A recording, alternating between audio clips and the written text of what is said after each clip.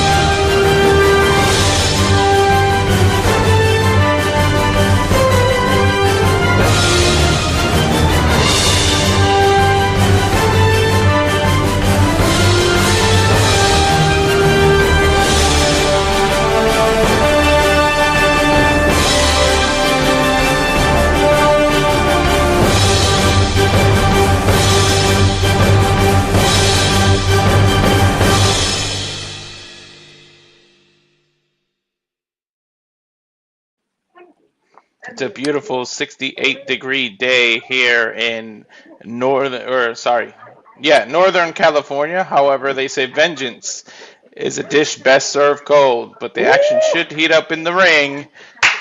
Welcome everybody to Simply Reliable Studio presents NXT Vengeance Day. I am, of course, Mr. Reliable, Walter Cruz, here with the teammate from last night. This is Nick. How you doing, Nick? Toronto's own, or what'd you say? An hour outside of Toronto? No, you're good. You're good. You got it. You got it. We'll give it to you. What's going on, Uh, people? what's going on, dude? How are you? I'm just out here, buddy. Just out here, just chilling, just doing some tangs. All right. How do you Yeah. feel about the Vengeance Day? Um. I mean, let's let's pull the elephant out of the room. I am not a WWE guy, so this card has no interest to me. Um. But on paper, it seems like a good card for any one person to enjoy. So I mean, it looks good. It looks like you know, you'll have people will be having some fun. Yeah, and of course Noah. He's doing his Noah things. He'll be here a few minutes before the actual PLE starts, but Yep, it yep. doesn't start till 7 p.m. Eastern, so and 4 p.m. Pacific. So we're here to preview it. So let's just get right into it. First match, a little bit of a rivalry. I don't know if you really watch NXT, but a little bit of a rivalry that's been building as Tony D'Angelo, who's on his own without the family anymore, on his own, Yep. going I hear against that. Dion Lennox. We know that before Tony D'Angelo disappeared for a while, Dark State was the reason. They beat him up, they joined him, and now his coming back for revenge slowly, one by one. So, what do you think of this, Matt? I mean, Tony D's got he definitely changed different from seeing him being the Don of NXT to what he is now. It's pretty different. Uh, but he's rolling with it. It looks like should be a good match. You know, um, I've never seen Dion Lennox, so I mean, definitely a good starting off point. You never seen Dion? I think he's one of the best standouts of Dark State, but I'm so glad they changed his character from that nerdy guy with the glasses who was all shy to be around the females to this development. I mean, a complete 180, and I'm glad they went with this. No, I haven't. I haven't honestly. I've never seen. Hmm. I've seen a little bit of Tony D's work. I've never seen Dion's work. So Yeah, he can go. He could yeah. definitely go for sure. Next after that, we got Miss Parker Miss Parker. I can see the comments saying it about Miss Parker already. I won't get too excited, but yeah, Miss Parker in a street fight against the Glamour, Blake The Monroe. glamour. I don't even know if that still works with her name being Blake Monroe. Still call her that. Screw it. Oh, what do you think this match should be? And This should. I love Blake Jada's knee. That reminds me like her the bottom of her gear reminds me of like Scott Hall's like NWO gear. Like I feel like that's what she's going for with that. But I Mhm. love that outfit. I mean, this should be a fun match. They're definitely. I mean, has has Blake. Blake is Blake, right? The glamour is Yep. dead. So, um, before people get their panties wrapped in a knot, it good for her. She's thriving there, and that's what she where she wanted to be. They got her doing some things, and she's taking it like a champ. So it should be. I mean, I got Jada on this. I hope Jada wins it. Um, I see big things for Jada coming up, and I'm making a joke because of the haha, because of the type of women I like and people know. But no, I think Jada's finally going to be the year because people are going to, a lot of people got called up. I think it's Jada's turn, so we'll see. This might be the first step in her direction of rising to the top of the NXT women's mhm, division. absolutely. If her neck is 100% healed, she took some time off because of her neck, and I was surprised she was even around because if you saw that DDT she took and the awkward landing, I'm just glad she was okay. That's 100%. All right, next up, Mamacita, of course, Lola Vice, one half of the Lola. Triple I mixed tag match. She's in her though, as there is an NXT Underground match against the former TNA Knockout champion and the former NXT North American Women's Champion, Kelani Jordan. This is easy as it looks. Obviously, I'm gonna go with Lola. It's me, damn it. I gotta go with Lola. But Kelani, if you saw NXT last time, teased and she went to Shayna Baszler to try to get some training for this kind of match. Who better to prepare you for an MMA style match against Lola than Shayna Baszler, who came from the MMA background, who came from there and transitioned to WWE and the wrestling. So for her to if she actually got the training that she asked for, Kalani might shock and surprise all of us. Yeah, Kalani might. I just think that they are really high on on Lola. So I actually got Lola winning this one. I just think that they are really they want they see bigger things for Lola, and I could be wrong, right? I just think that they see bigger things for Lola than they do uh, Kalani. Hmm. Yeah, Yeah, I got Lola. big things coming.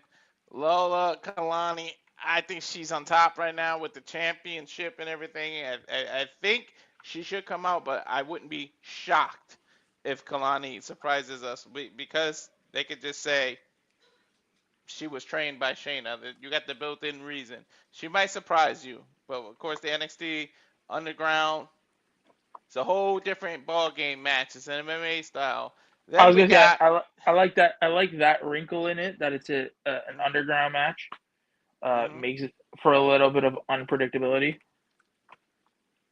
Yeah, of course. And then we have Izzy Dame and Tatum Paxley for the NXT Women's North American Championship. Of course, this rivalry's been building because she was part of the calling and everything that happened. Um, I'm gonna go for Tatum. I'm hoping there's a new champion. That's who I picked. Tatum has completely changed her character. She's not worried about being best friends with people. She's saying that her best friends can be the crowd. So I'm thinking Tatum pulls it off, but we'll see. What do you think? And Yeah. keep it talking because I gotta go on mute for a minute. Geez. Ladies and gentlemen, he's got to go on mute. Uh, yeah, I think Tatum is doing well for her character. I mean, with that whole Tatum, was doing very well with what's her face? With with Chemical X, that's what it was. She was doing some great work with that group. So, I mean, it would be nice to see how she does. Uh, but I kind of see. I mean, I think they just put the title on Izzy anyways. So I mean, they'll probably just. I would think that we won't see a title change. But you never know, right? There's you know, hopefully they can get us interested, and hopefully they bring something good to the table.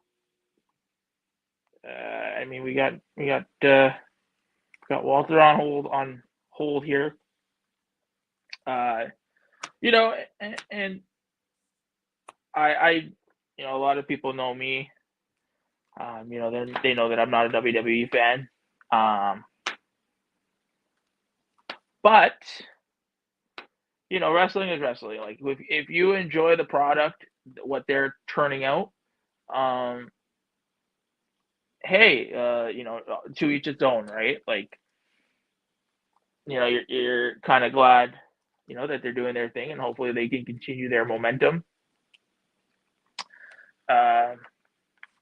But yeah, it's a big night tonight, everybody. Big night tonight if you're tuning in. We got a few interviews.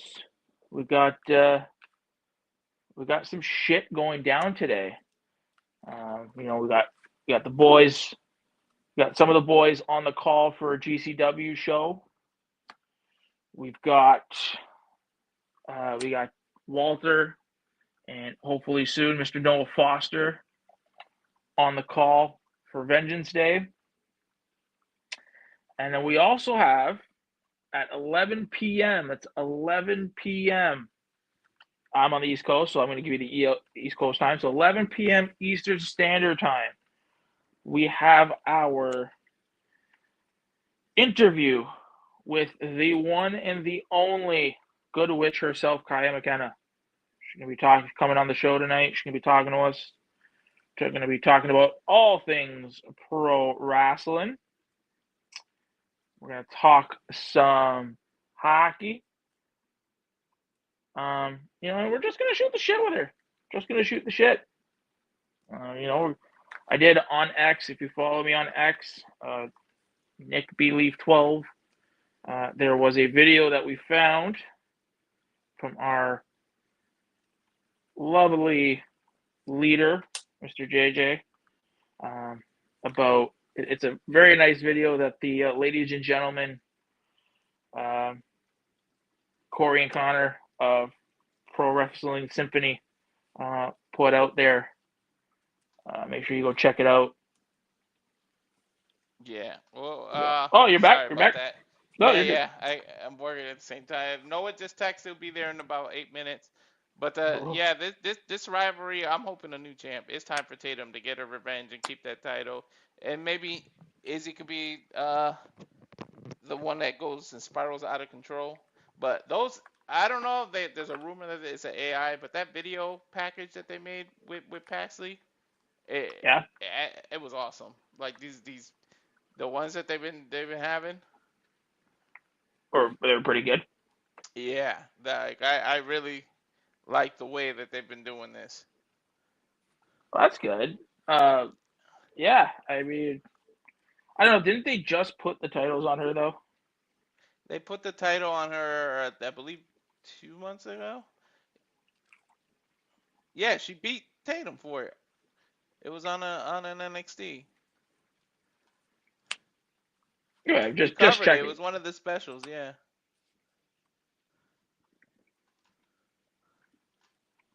Anywho, all right. So Nat, who you thought Izzy was gonna keep it because she just had it? I think she just have it? I'll look it up. I know it was on NXT. It's only been like 2 months, but the way they built it, it's time for Tatum's.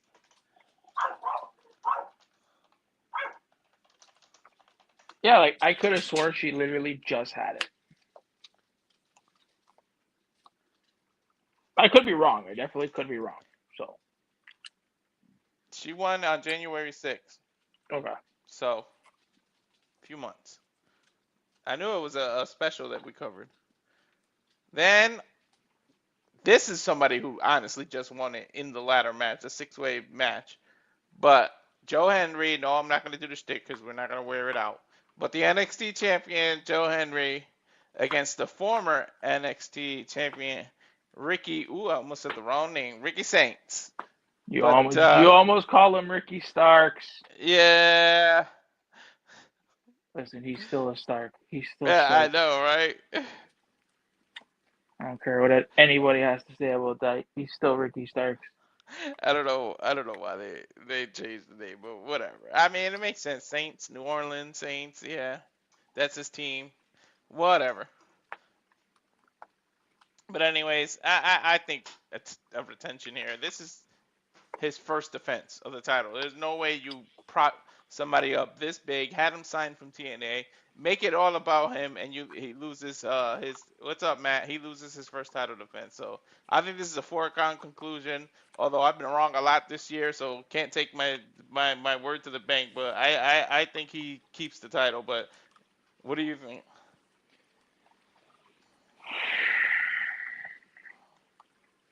I think Joe loses it. Oh, come on. I think Joe Hendry loses it. I just think that there's like, what's he doing with it? You know, like, I don't know. I don't see it going anywhere, to be honest with you. I don't see what his title reign is doing for anybody. Mm-hmm. I mean, again, I could be wrong. Don't you quote me and say that you know what I mean? I Yeah. definitely could be wrong. I don't see his title reign going anywhere right now. Is it because you feel like they're just gonna call him up and bring him up to the main roster, Well, or? yeah, I think that's kind of eventually where we need to go, right? Mm-hmm. Like, But I I think just think NXT has lost that's. so many other big time players that they don't want to bring him up that fast. But what, are you gonna let him sit in? You're gonna let him sit in catering? Like, you don't want to do that either. So you're really, you're in you're at a rock and a hard place. You know what I mean? Mm-hmm. I So mean, we'll it's see. We'll see if you're right, but yeah, I don't think at least not. You ruin his character if he loses his first one. And look, people are saying hashtag you gotta believe, man. you probably do. You probably do. But I mean, I don't really think a lot of people even trust WWE to make the right decisions. So you know what I mean? Like I don't see them making the right decision. I don't. Uh, it is what it is. I mean, things have happened. More shocking things have happened. So I mean, Absolutely, we gotta check.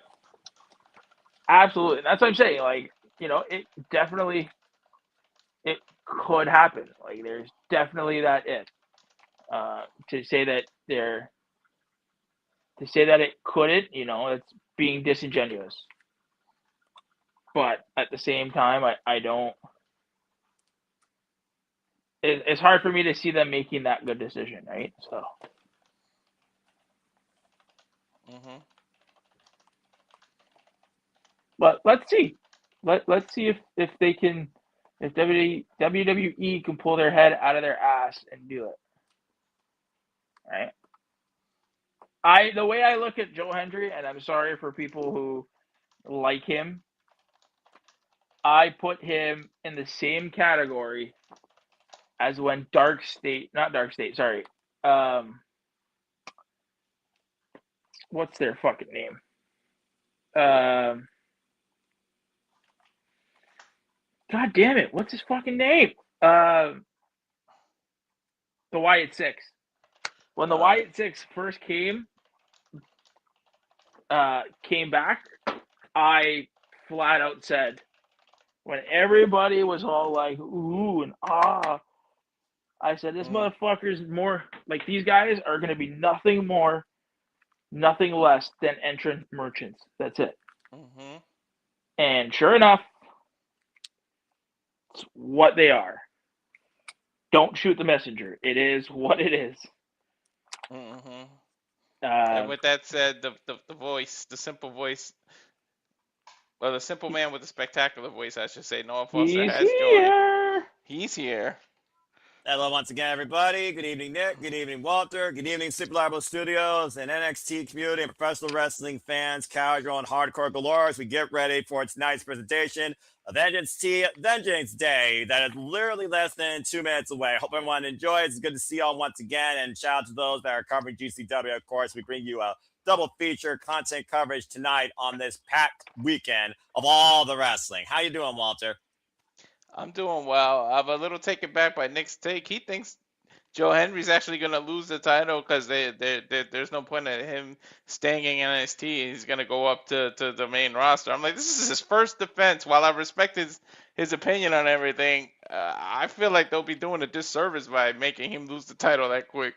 It's his second defense, actually, after he defended it against, I believe, the Evolved champ of the Vanity. Oh, yeah, that's right. The NXT Evolved landscape has changed dramatically since Obafemi, Jay Van Evans, and Trick Williams are now part of the main roster. But we should not be surprised if we do get a traditional champion. When Ricky Saints held the title for the first time, he lost it against the very man he took it from Obafemi at Deadline. And we see now where Ricky Saints is really trying to find himself by this championship. Like Joe Hendry wants us to believe in him. Joe Hendry's been to the top of the mountain, whether he's entertaining or whether he's serious. Ricky Saints, the only one thing on his mind, and that is holding the NXT title. That's the one thing he believes that will define him. For Joe Hendry, does this truly define him, or is this just another fleeting moment? In less than 15 seconds, we're going to find out. But I would not be surprised to get title change. But I do believe that Joe Hendry is the right guy to be a foundation for this new, evolved NXT landscape. So with that said, I do thank Joe Hendry will retain as we get ready for the feed to go live. And with that, we thank you, Nick, of course, for being part of the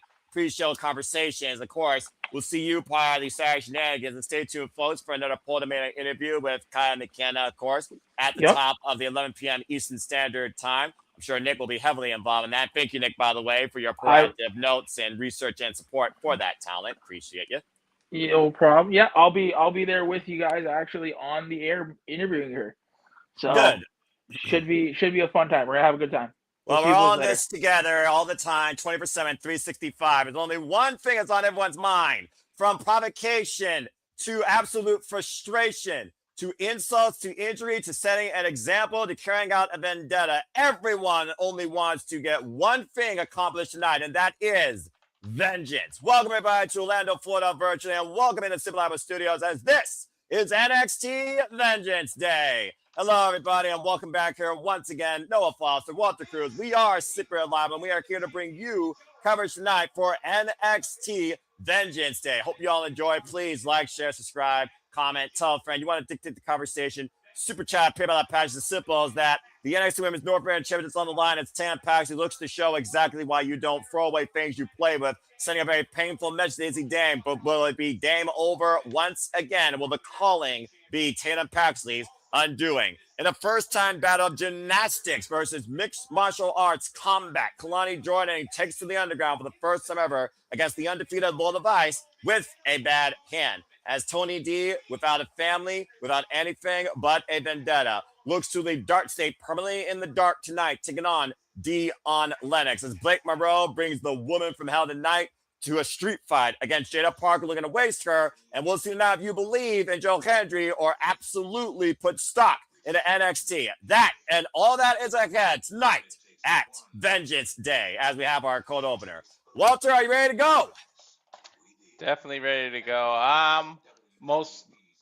Of course. I'm most forward looking to the two women matches, though, because I want to see this crazy side of Blake Monroe. Does it help her get past Miss Parker? Miss Parker's got a mean, badass streak too. But that underground match, you know how I feel about the MMA and how I feel about Mamacita and everything. But the fact that Shayna Baszler, I was telling before you came in, Nick, do not sleep on Kelani. Just people think it's going to be a foregone conclusion because Lola has that background. But if you go to Shayna Baszler, a proficient MMA fighter who set the ground to how to transition from MMA into the world of professional wrestler, as your trainer, as your backup to show you how you go in the underground. Shayna's been here before. She's won an underground match. So for her to train Kalani, I would not just say it's a foregone conclusion for Lola. Well, again, it's the first time dynamic, though. We got gymnastics, and we saw how counterintuitive gymnastics was in that training with Shayna Baszler. And of course, in this, you either tap out or you get knocked the F out. And Lola Vice is undefeated. This is her world. To be adapted in someone else's world is way easier said than done, considering the level of experience that Lola Vice has in MMA. She won most of her matches via knockout before transitioning into professional wrestling. But Kelani Jordan, to your point, ever since the fallout from honestly, NXT Showdown, when Lola Vice was representing, of course, NXT and Kelani representing TNA, Kelani Jordan only seemed like the little sister of this locker room, considering she was the first ever NXT Women's North American Champion. Kelani's out to prove a point that she is not just an afterthought, she could be the thought, the conversation, and her work regimen outpasses Lola Vice, even in her element. Plus, we know Lola's coming in here with an injury after Kelani Jordan has assaulted her hand to the point that doctors have cleared her, but again, she's risking permanent injury to that hand. So again, with the vulnerability of Lola Vice, one of her most lethal weapons in play tonight, not 100%, Kelani Jordan can exploit that. So I am very curious to see how this goes. And again, Lola is 3-0 in Underground. She's never lost. Nope. But it's hard to stay undefeated. I mean, look at the streak. The streak came to an end eventually. So not all things are set in stone. And then you got Jaida. You talk about risk of injury. She's risking her neck. This is a street fight. It's no rules, no anything. She came back from an injury, a long layoff, had 2 matches, hurt her neck after what people were calling botch, but I just said it was a mistime. But that DDT that Blake gave her, she landed on the neck in a weird manner, and she injured her neck. They thought she was going to be out. She's got back. While though medically clear doesn't mean no longer in pain, it just means that there's no liability for the company and that she can go and take some impact. It doesn't mean she's completely pain free. So Jaida is another one who's also risking it. It looks like we're starting with that match. And to your point, the woman from hell has leapt from the mirror, mirror on the wall. Who is the most glamorous and sinister of them all? We're about to see a street fight with 2 women that are going to do far more than just cat fight. Blake Monroe and Jaida Parker are kicking things off tonight. Talking about how personal a lot of these matches have gotten. Last time Blake Monroe made things so personal to the point she had to bring the woman from hell against her foe was against Jordan Grace in a weaponized steel cage, and the Juggernaut did get the better. Of course, we know that this really picked up, though, during that triple threat number one contenders for the NXT Women's North American Championship, might I add. Blake Monroe, the former Mariah May, the Glamour, is 3-1 right now in NXT PLEs. Her only loss being that weaponized steel cage, and she was previously the NXT Women's North American Champion. Yep. Of course, we welcome in Vic Joseph and Booker T as they are literally doing this from the NXT Arena in Orlando, Florida. And Jaida just feels like while she was out and Blake came in, she kind of took her spot. So Jaida is more about taking her spot and tired of being overlooked. So she made this personal, and these two have gotten heated real quick. Well, I mean, when you're literally trying to hip attack someone's head through a barricade and you're only ever one-on-one encounter that ended via double countout, yeah, you consider things got personal. Not to mention, Jaida Parker, who's in her 10th career PLE match in WWE and has not lost a one-on-one match since September last year, she eliminated Blake Monroe from the Speed Tournament with a running hip attack, a literal drive-by. Yep, Miss Parker. All right, get it out of your system, Walter. I know we're dealing with Booker T, but I think you have more brains than him. Of course, folks, in a street fight, there are no countouts, no disqualifications. Only way to win via pinfall submission, as the ring is laced with kendo sticks. Jaida Parker also has previously won a street fight with every tool in the box, quite literally, against Meacham in a bygone era of NXT. So this is familiar territory. They ain't pulling no punches seriously. I'm sure there's going to be more than enough wood thrown around with these two women. Former volleyball player, of course, to your point, it was an injury that ended Jaida Parker's volleyball career. And right now, these two women are gator rolling to the outside. Referee is going to have a hard time keeping control of these two. But then again, a street fight, control goes out the window. True, but sometimes taking something too personal can be a detriment to you, man. When you take something too personal, you lose focus, and that's what leads to mistakes. And all it takes is a mistake in 3 seconds, and you're out of there. Do you think that Blake Monroe, though, was right in what she said in NXT when it comes to the fact that I am the attention, I am the conversation? Why Jaida Parker believes all Blake Monroe is a fake-ass bitch who's looking for relevancy. I think they both have some merit to what they're saying, but it's just a cap. There's two top women fighting for position. There's going to be bad blood no matter what. Well, Jaida Parker, who's also had the longer tenure here in NXT, she has yet to hold gold in NXT. Let's not forget, previously challenged Jessie Jane last year for the NXT Women's Championship. In less than a year, Blake Monroe has already been a champion in NXT. Mm-hmm. And right now, that's what I'm saying. Jaida feels like she's been overlooked for too long. Bring it out to win, a minute. What the hell did Blake Monroe just grab? Oh! Is that an umbrella? That's exactly what that is. Look at a rain on Jaida Parker's comeback parade, to your point. Again, everything's legal. You literally could use anything you get your hands with. And we saw how the woman from hell was apparently brought back and challenged Jaida Parker to a street fight after Jaida slapped the Botox out of freaking Blake Monroe's mouth. You're only limited by your own imagination. And your reckless abandonment for you and your opponent's well-being. Again, thank you all for tuning in. Please like, subscribe, comment, tell a friend. Shout out to all of you in the chat. I hope that you all are enjoying this. Again, subscribe today to Rage of Wrestling. Good to see you, Wheels, Egg, Nathan Banks, Matthew, Watch Dev, and Michael Vasquez, as well as everybody else that might just be a shadow in the chat or just literally up there in the virtual nosebleed seats. But I hope that you enjoy our commentary and reactions here. Again, we got 2 titles on the line tonight, and we got 5 very personal grudges in play on this 5-match card here tonight at Vengeance Day. Blake Monroe bringing Jaida Parker back inside the ring. And of course, right now, I almost would consider the NXT Women's landscape in a state of chaos. You saw what happened with Soruka and Zarya, another tag team that, of course, split apart. And of course, we'll see who will stand delivered for the NXT Women's Championship Saturday, April 4th, ahead of WrestleMania week. The first time stand delivered is not part of WrestleMania week activities. Covered now, but Blake Monroe gets a 1 count. At this point, though, Walter, this women's division, everyone's at each other's throats. Everyone, of course, because they're looking for a spot. I mean, people have been called up already, like Jordan Grace and others. So it leaves the proverbial top spot to be open, and it's there for anyone who would take it. What is it? The brass ring that women have to prove and go out and reach for and prove that there's a top woman in this division. Oh, man! Oh, my God. Face first in a steel chair that Blake Monroe set up, suspended by kendo sticks on the ropes. And Jaida Parker swinging for the fences. I thought she was going to go for a Death Valley driver through that, but she went face forward. Well, we all know what happens when the lady from hell sees her own blood and sees red. So again, Jaida Parker might want to be careful here. We are talking about a former AEW Women's World Champion, Jesus, that literally bludgeoned her former timeless sister in a bygone life. And again, Jaida Parker right now, though, showing that mean attitude from the streets, just driving Blake Monroe between the apron and the announce table. Yeah, they have been at each other's throats since the bell rung. They haven't given each other two inches of space. Oh boy, and Jaida Parker once again bringing out the lumber here, setting up another tool for destruction. A kick to the midsection, though, by the Glamour.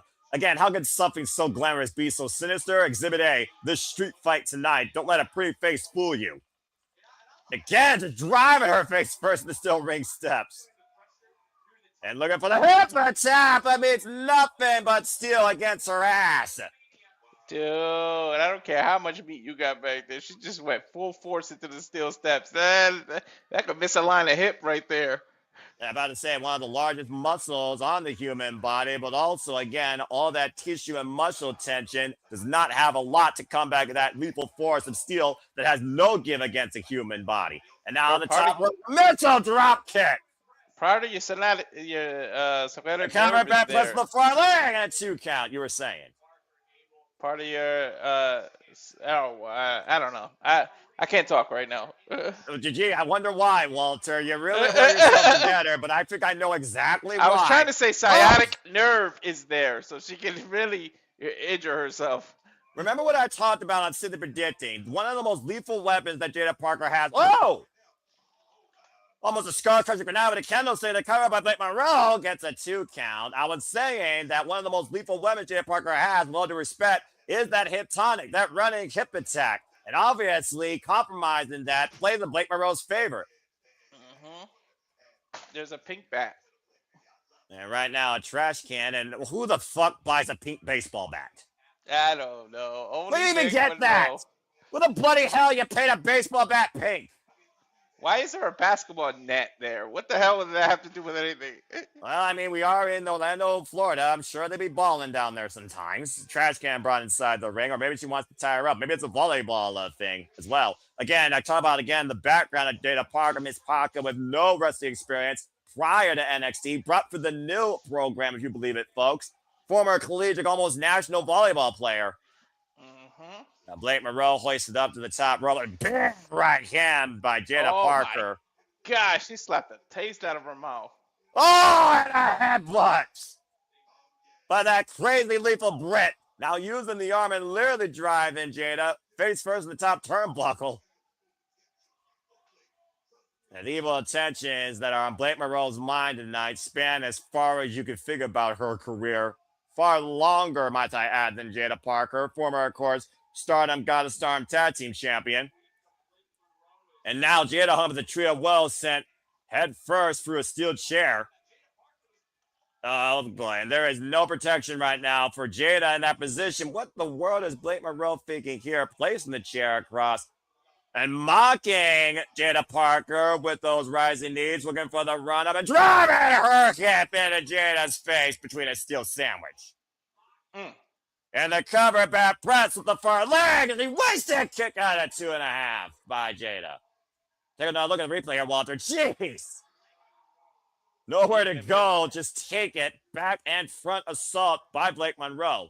She might have hurt herself. She doesn't have as much cushion as Jaida does when she does her own impetus. Oh, they're pearls. I thought it was a net. It's a pearl. Yeah, it's a pearl necklace right now. Oh, man. I might have knocked her the fuck out. Cover 2, kick out by Jaida.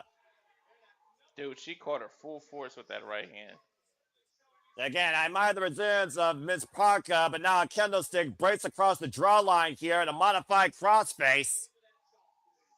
Again, she can hold on to this as long as she wants. There's no disqualification. And there's no rope break. Nope. You got to find your way out of this. The reversal by Miss Parker, though, using the momentum, gets a 1 count.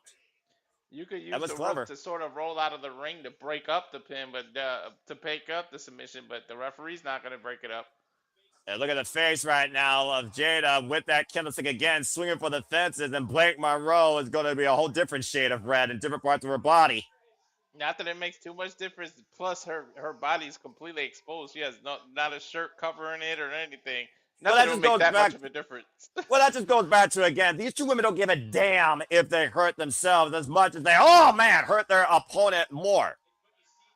The definition of vengeance, very prolific in this opening bout. That's not even a match, by the way. It's a fucking street fight. It's a fight. Well, I mean, we got more than enough fights here tonight. I mean, we're being perfectly honest here. And the only thing on the line here is pride and relevancy, according to Blake Monroe and Jaida Parker. And also putting yourself in the picture for the NXT Women's Championship. Blake Monroe rolls to the outside. Using her intelligence, rolled right out. Yeah, but the last time Blake Monroe rode to the outside, she almost got hit tonic through a barricade that really escalated things as Jaida just booted a trash can out of Blake's hands here, and you can see the damage done to Jaida in the duration of this street fight, holding on to her lower right side hip. That's the steel chair effect. I tell you, sciatic nerve is right there. You heard that, man. You're in pain. And Blake Monroe again showing how devious, vengeful, spiteful that this woman can be with a trash can lid to the back of Jaida. And now a table being readjusted. I'm about to say it's all legal at this point. The only thing that's going to end here is one of these women's body will to compete. And what now? Oh no. I'm afraid to ask what's in that bag. What is in that little black? Is that a fucking brick? Oh, we've seen this before. Oh! Well, Jaida beating Blake Monroe to whatever she was trying to do with that brick, trying to break her foundation, eats a steel chair again to the lower spine. And Jaida once again back in control. That might be poetic justice. Didn't Jaida use a brick a couple of years ago? That's exactly right. Against your Mamacita, let's forget. She beat Lola Vise in the freaking Philly Street fight. Lola beat her in a Philly Street fight when NXT went hard extreme. And what Jaida, your hip is already hurt. Take a seat. Talk about a big move, literally putting her body in harm's way, crushing Blake Monroe through that table with her rear end. Oh my God, she just literally compressed her own spine. If you think about it, it's the heaviest seat Blake Monroe's ever had. I'll tell you that much. Good God. She can barely walk right now. Butt bomb. Now playing Blake Monroe back inside the ring, and again Jaida Parker with the runner hip tonic. Oh, it's over. Come on, give it to me. Over two. No, it's not over. That might have been her biggest hit. We talked about before, Walter, your emotions, and again the damage to that nerve that had to play in Blake Monroe's favor. Again, the Irish whip. Jaida Parker sent shorter first for that candlestick. Another massive headbutt by Blake. Bang! G-trigger! Cover! Two! Good night! Kick out! Two by Miss Parker. Wow. Blake's got to be thinking, what do I got to do? She may need that brick at this point. Again, Blake Monroe was the one to call Jaida Parker out for this street fight, even though Jaida Parker was the one to deliver the first shot. Dueling chants right now by the NXT faithful for Jaida and Blake. Torso first goes Jaida Parker in the top turnbuckle.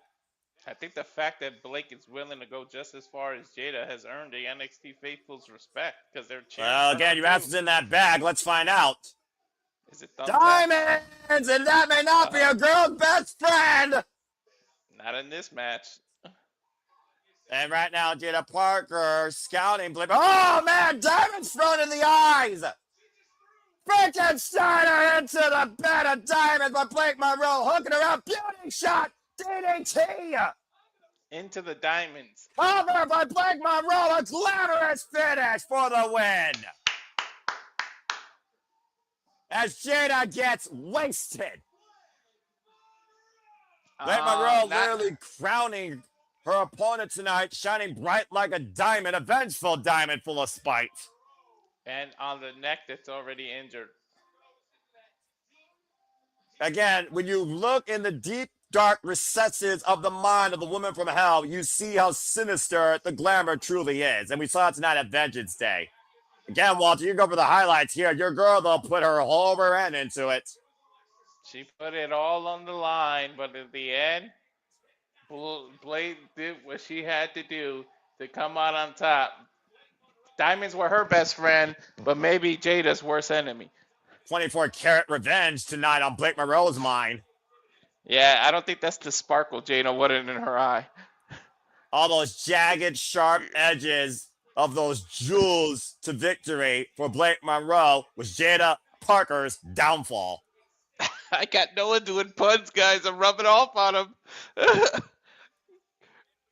And we learned tonight how vengeful Blake Monroe can be when you summon the woman from hell. Damn, she is pissed too, man. Look at Jaida. I got a feeling this ain't over. But regardless, Blake Monroe receives vengeance tonight. And of course, coming up this April, we will see if vengeance is carried out and who has sweet victory across both Saturday and Sunday night when we go back to Las Vegas, double down for WrestleMania in Allegiant Stadium. Stay tuned for more on that as we will cover WrestleMania and so much more in our craziest week of the year at the Cinema Studios with more content than ever with our watch lunch schedules for WrestleMania week and weekend. But stay tuned for WrestleMania Las Vegas, April 18th and April 19th. And there will be Super Disney, of course, for that as well. Well, Walter, so far we saw the Glamour go full sinister and waste Jaida Parker. Good grief.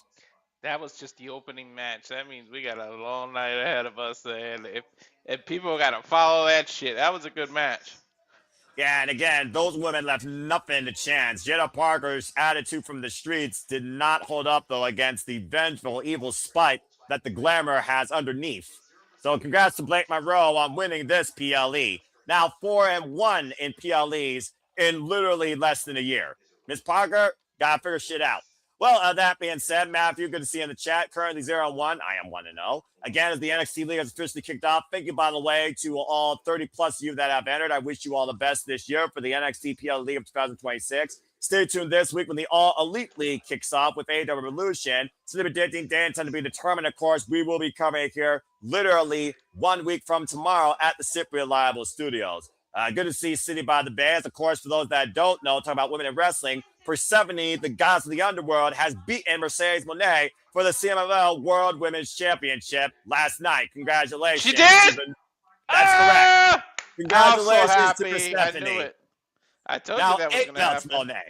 And also, if you didn't go watch it, go watch Olympia versus Megan Bayne, because my God, is Megan Bayne. She's going to be Wrestler of the Year, in my opinion, this year. And also shout out to Pro Wrestling Eve as Mia Yamashita and Jamie Hayter kicked each other's ass for 25 minutes to the point that no decision was practically rendered until sudden death overtime with a skull kick.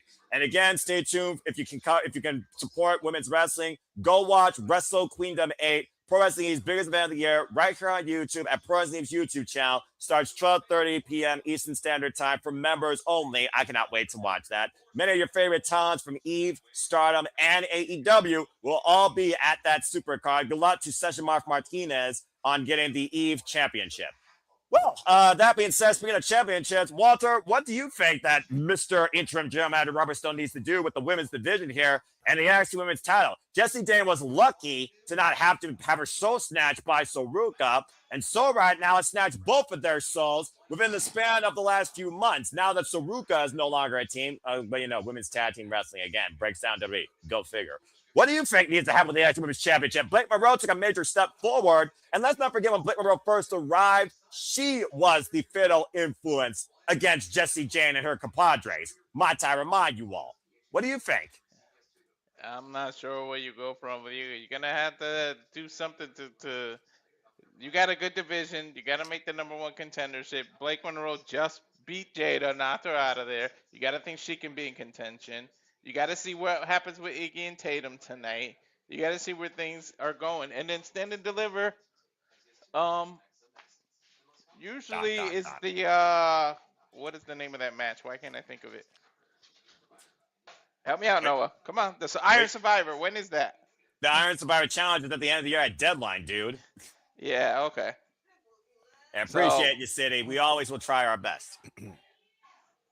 Well, again, aside from that, I don't know. You're gonna have to do don't do a battle royal because I'm tired of that kind of shit.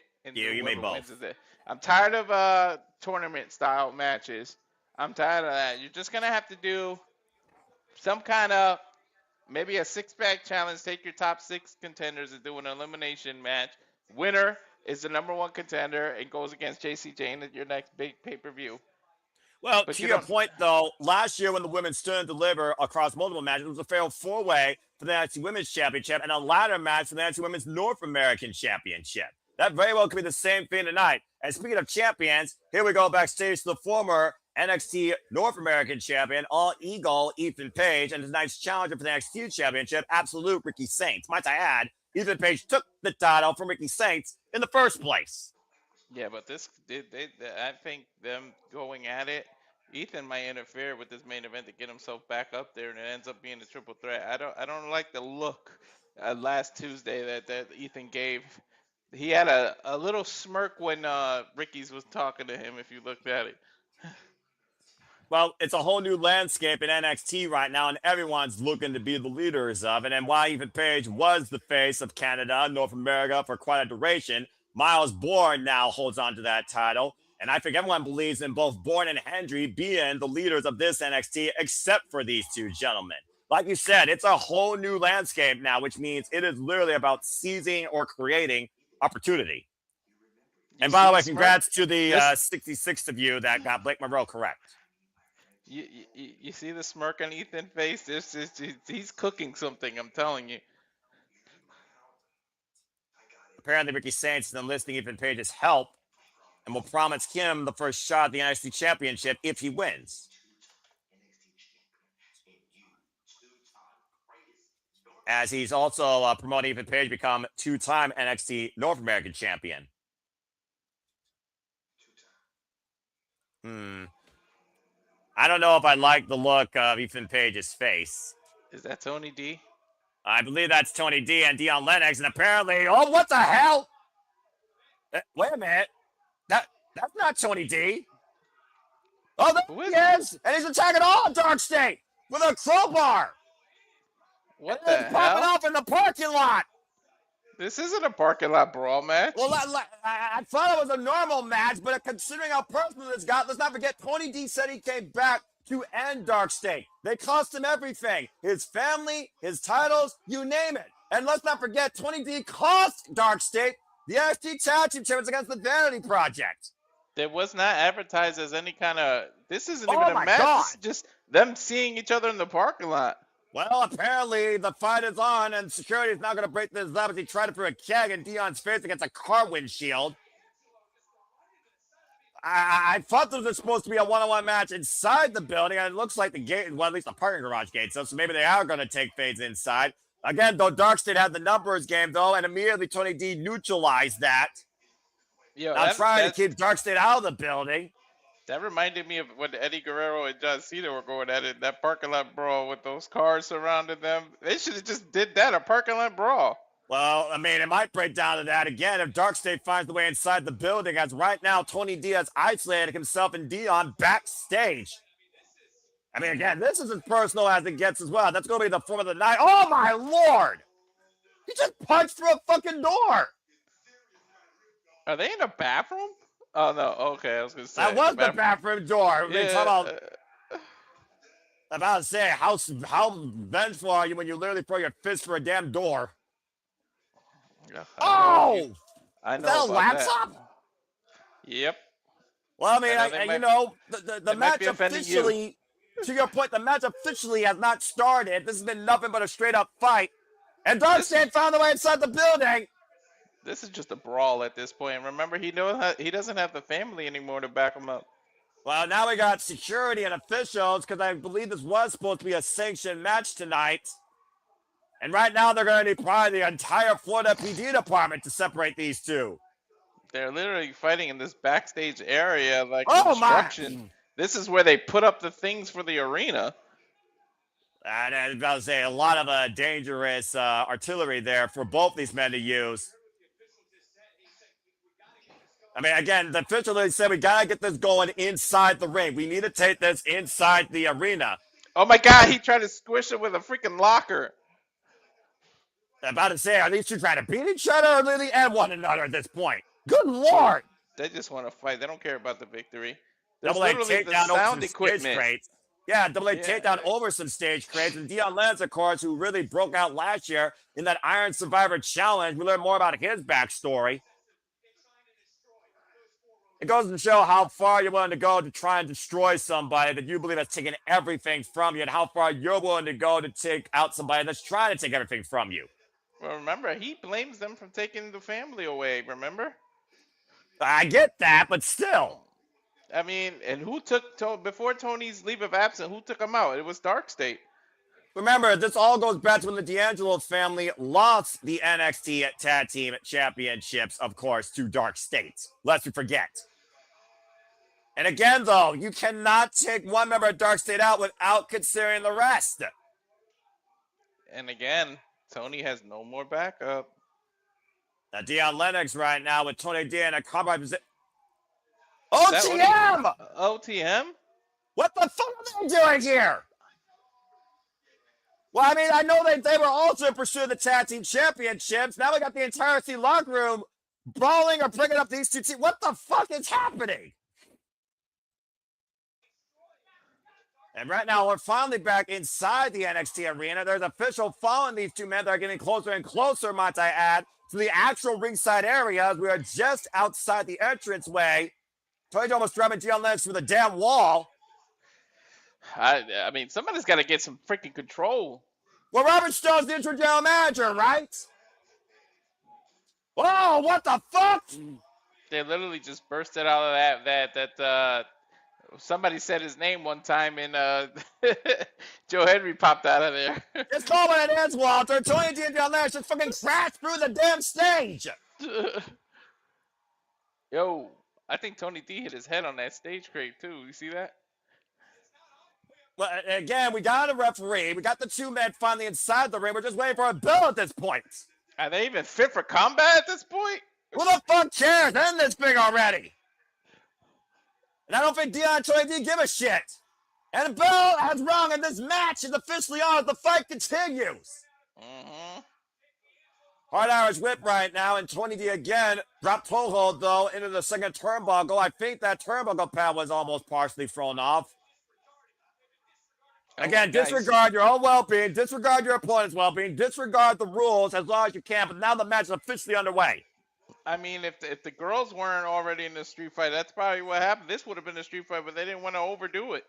And this is what Shawn Michaels likes, right? He likes chaos, right? Well, this is Shawn Michaels NXT, and apparently chaos is the formula tonight. Everybody's out here to hurt everybody. I don't even think chaos is a strong enough word for this. I don't know what the hell this is. I haven't seen this much disarray since Lord William Regal almost left NXT and brought Samoa Joe as an assistant. Mm-hmm. And Dion Lennox right now, and much to the point right now, I will say it's a one-on-one standard sanctioned match. Dark State are nowhere to be found after OTM assaulted them in the parking lot, and we literally have this one-on-one contest. For the longest time, Walter, we didn't know what Tony D's MO was with the black shards and assaulting every bad person he could get. Spinebuster, Dion Lennox in the cover, hook of the leg, and a 2 count. But Tony D came out a couple weeks ago and told us what his story for revenge was. And now he's looking to carry out vengeance. On paper, it's one-on-one, but we know what that really means when you face Dark State. Tony D, one of the longest tenured individuals here on the NXT roster, former NXT North American champion. Might I add, the first defeat to the ruler Obafemi in his NXT career. A waistlock applied and Tony D sending Dion Lennox up and over and maintaining control of the hold. Again, how much of these two taken out of each other in that literally felt all night long pre-match assault? The pre-fight, right? Oh, God. He's not letting go. Tony D's got this grip on his waistlock. Again, Vengeance make a man do crazy things, apparently, especially when a vendetta is thrown against an entire unit. What a released German suplex to Dion Lennox. Look at the eyes, Walter. The eyes tell the story. And right now, Dion Lennox in a world of trouble. And again, Tony D sending Dion for the ride. That was he did like the three amicis, I guess. Is that how you say friends in Italian? I think.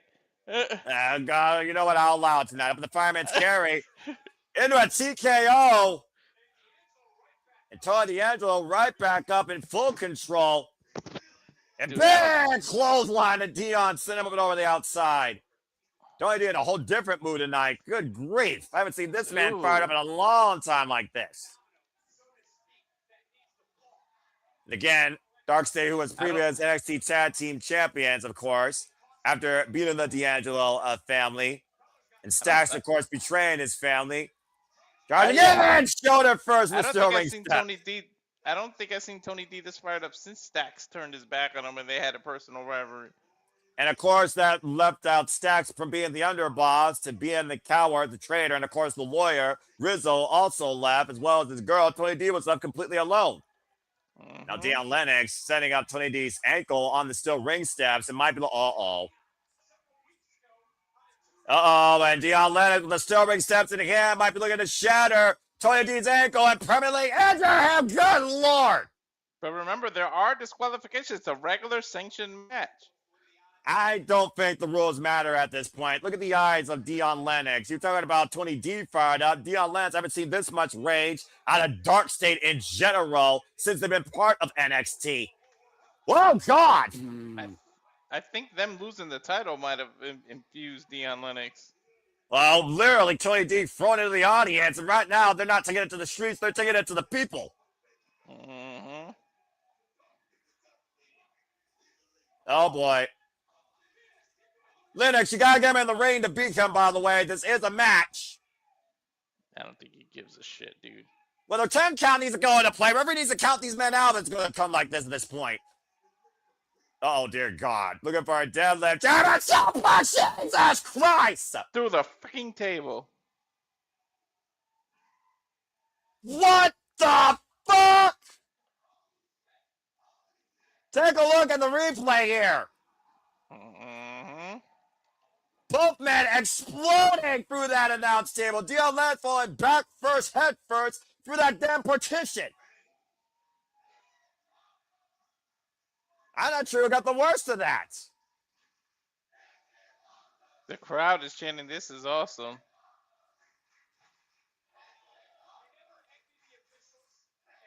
I'm about to say, these officials, good luck with this guy's leniency. The fact that he let these two men take it this far. I'm only jealous of cameramen, never the referees that have to keep this intact. Well, right now, Dion Lennox and Troy Durham the rest of a count out. Referees count up to 5. I don't think you can say the match is over and ring the bell. These two are still gonna go at it. I think they're gonna fight all the way to the airport. And right now, Dion Lennox, we're going to say arrivederci to Tony D, hoisting him up. Slingshot. Down! Powerbomb! Cover to Dion. No, kick out by Tony D. How the hell did Tony D kick out of that? I don't know. This is fucking ridiculous. Full-on assault by Dion Lennox. Almost left Tony D in the dark with that assisted slingshot sit-out powerbomb. Mind you, this is following a street fight. Yeah, I'm about to say, you thought the street fight was spiteful? Here's a regular match with a pre-match assault. Mm-hmm. That's been everything but regular in sportsmanship.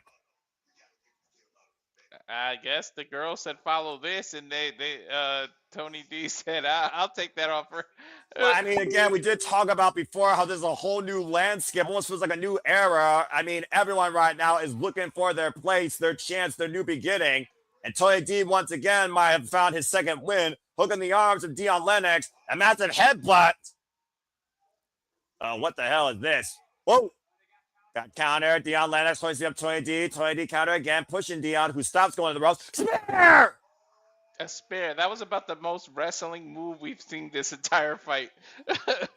And listen to the Attitude Universe come alive! Dion Lennox planted! Cover! 2! Tony D has won this fight! It's over. Bada bing, bada boom! Bro, he fought for it. Whoa! He fought for it for sure. What a fucking vengeful vendetta of a fight carried out by Dion Lennox and Tony D, who gets the victory tonight. And again, OTM in the locker room. Dark State has been the bane of NXT's existence. Tony D wasn't just fighting on behalf of a fallen family. He was behind on behalf of NXT and anyone who's been screwed or assaulted by Dark State. And Dark State left in the dark tonight. Guess who's fighting for the NXT family? That's his family. We're his family now. That's probably a strong argument after what we saw here. Again, that headbutt, double underhook, and again, the rage brought out of both these men. That set for that spear, breaking Dion Lennox in half. But planted with that one-arm choke bomb, Dion left in the dark tonight at Vengeance Day. And in doing so, Tony D might have freed himself from his own woes. But you better get out of there before the rest of the Dark State pop out. Well, you think Dark State learned their lesson? Will Tony D finally be able to move forward from his path? Or will Dark State be back with their own vengeance? In a weird way, they might respect him after this shit. Congratulations to Tony D winning this one-on-one match. And again, we get another commercial break. Fuck television. Good Lord Almighty, these matches keep getting more and more intense. Well, Walter, do you think Dark State will finally be left in the dark and leave the NXT locker room alone, or do you think that Tony D and Lennox are far from done with one another after that? We'll find out, I guess, on Tuesday. But wow. Well, that being said, City by the Bay never heard of Dion Lennox. No one heard of Dion Lennox prior to last year. Nobody Femi, of course, who said take your chance. And we saw Dion Lennox deliver one hell of an assault tonight. And Matthew, I think you're 110% right. I'm just glad they changed his character. That nerdy guy who couldn't talk to women with the glasses and was reading books, that was a horrible character. Yeah, well, again, we'll see what happens with Dion Lennox's character when it comes to what direction we move forward in when it comes to NXT. And again, Tony D did see that NXT championship first when it was vacated. Is that now Tony D's future? We'll have to find out later. Again, thank you all so much for tuning in as we, of course, continue our coverage here for Vengeance Day. I want to encourage you today, subscribe to Rage Rest if you haven't yet. For, of course, we are doing this across all the Super Reliable Studios channels. So please follow all of us. Continue to follow the coverage here at SR Studios 24, of course, where the coverage never stops when it comes to our love, passion, outlook for all things professional wrestling. Again, stay tuned for another interview tonight following our coverage of Vengeance Day, ahead of the Week Market Conversation Wrestling Match of the Saturday Shenanigans, hosted by Record Wrestling JJ Williams. Tonight we'll be with Miss Kyle McKenna, part of Mania. And again, folks, get your tickets now for Mania, the kickoff to WrestleMania week's showcase of all things wrestling. This all-women super card, Mania, available now. Tickets at everbright.com. Follow Ed and Sonia Antonio for further information. We will be covering that here, and I hope you continue to follow us as we, of course, interview the great talent and staff of Mania, including tonight. Well, Walter, again, 2 matches in and 3 matches to go, and both of them have been giant freaking fuck all rules, fuck all well-being. They've been brawls and fights galore. Good Lord. I don't even think you can call them matches. And then we still got an underground coming. It's just going to get worse. Walter, that's the definition of a fight. That's not even a match. Exactly. Hello, Lily. How are you, by the way? Good to see you. Good Lord. It only goes up from here. I'll say it once. I'll say it again. We've covered 2 WPLEs this year. It's the first NXT one. This show alone right now is better than both the Royal Rumble and this Chamber for me as a fan. I can't believe I just said that. Right. I think tonight NXT literally has taken over when it comes to we are the ones to watch out and we're the most hungry, and damn it, we're going to tell you why. Speaking of that, we got to get together to decide these takeovers. Yes, again, stay tuned, folks. We're literally going to take over some point very soon, covering the Black and Gold era, all 36 takeovers in full. Further details are to come, whether it's over a month or whether it's over a period of time. That is a promise from me and Walter to all of you, as we are Super Reliable and we are Black and Gold NXT for life. Speaking of Black and Gold NXT, the voice of that, of course, is Marvinello. Stay tuned when we cover Ring of Honor, Maple Leaf Pro Wrestling Global Wars, where Marvinello will join Eric Abani in the commentary seat. And we'll be covering that and so much more at the Super Reliable Studios. I cannot wait for more on that. Speaking of further, you're about to say, you better be part of that one. Speaking of further coverage, stay tuned, of course, when we cover next weekend, AEW Revolution. Shout out to the GCW team covering GCW. TNA Sacrifice will be the next show for TNA. And, of course, WWE will see you all in Las Vegas for WrestleMania. Those are the next biggest shows coming up, of course, here in the Super Reliable Studios schedule. But stay tuned for all the other independent wrestling showcases and content that we have to come. And still coming out at Vengeance Day, to Walter's point, we got a legit fight in the underground with Lola Vice Kelani Jordan for the first time ever. Kelani Jordan's underground debut. Lola Vice undefeated in this domain with a bad hand, though. As of course, the only win is via knockout, pass out, or TKO. No pinfall. And of course, we still have Tatum Paxley challenging Izzy Dan for the NXT Women's North American Championship. And Hendry defending the NXT Championship against Ricky Saints. Still to come tonight at Vengeance Day. And Robert Stone will also have an announcement regarding the NXT Women's Championship as we look towards the next roadblock NXT faces before they stand and deliver. Good grief. And I'm just saying, I have video proof that Lola actually called herself Mrs. Reliable. Ugh. That just did something to me. All right, control yourself. Control yourself, bruv. I know that you're all about the mamacitas in your world. And speaking of world, you can go, of course, check out WWE World, the biggest super fan showcase for WWE fans, of course, in Las Vegas, April 16th through the 20th.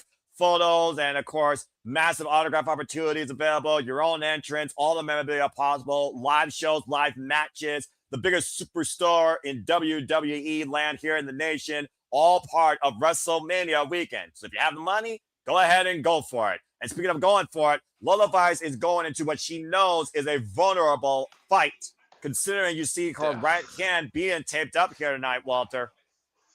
This is a different woman when she wears that gi too, man. Look at that. This is the one that I'm looking forward to. Tatum and Izzy, like, who's nuttier? I don't know. Well, Tatum Paxley says tonight that Izzy Dame will see the real Tatum Paxley because Tatum knows who she is. While Izzy Dame says she is unlovable, this is one friend that Izzy Dame might regret playing and tossing aside. She doesn't even let the dolls affect her. She says she doesn't need the friends anymore and validation and other people's approval. We're her friends now and talking about the NXT universe. So, a different side of Tatum. Well, I mean, the calling, when Tatum Paxley was left alone, considering, long ago, she was one for Fly by Europe, it was in October 2025. To your point, Tatum Paxley got the ultimate treat on a holiday full of tricks, the NXT Women's Championship that night against Jessie Jane.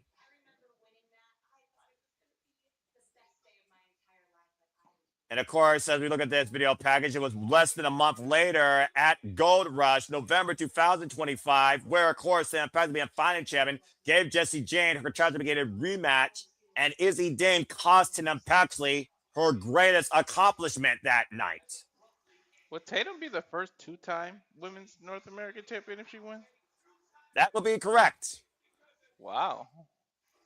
And of course, we saw Tatum Paxley go into a state of despair and woe, being left completely alone. Well, like that dollhouse, I wonder if the walls around Izzy will collapse. And of course, January 2026 at New Year's Evil, it was Izzy Dame that took the opportunity from Thea Hill, who was not 100%, but Thea Hill was a fighting champion. She wanted that open challenge, and Izzy Dame came out from behind and took the opportunity away from Tatum Paxley. He was looking for it after beating Tatum Paxley that night. Despite the fact Tatum Paxley beat Izzy Dame was the one that won the gold and got the last laugh. Mm-hmm.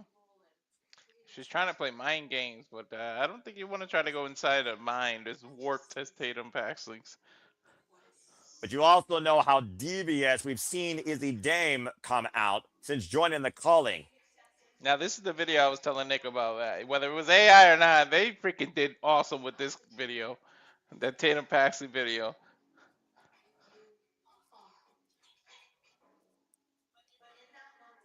Sometimes, Walter, you have to find yourself in your darkest moment to become what you thought you never could be. And Like Tatum Paxley apparently believes she found that.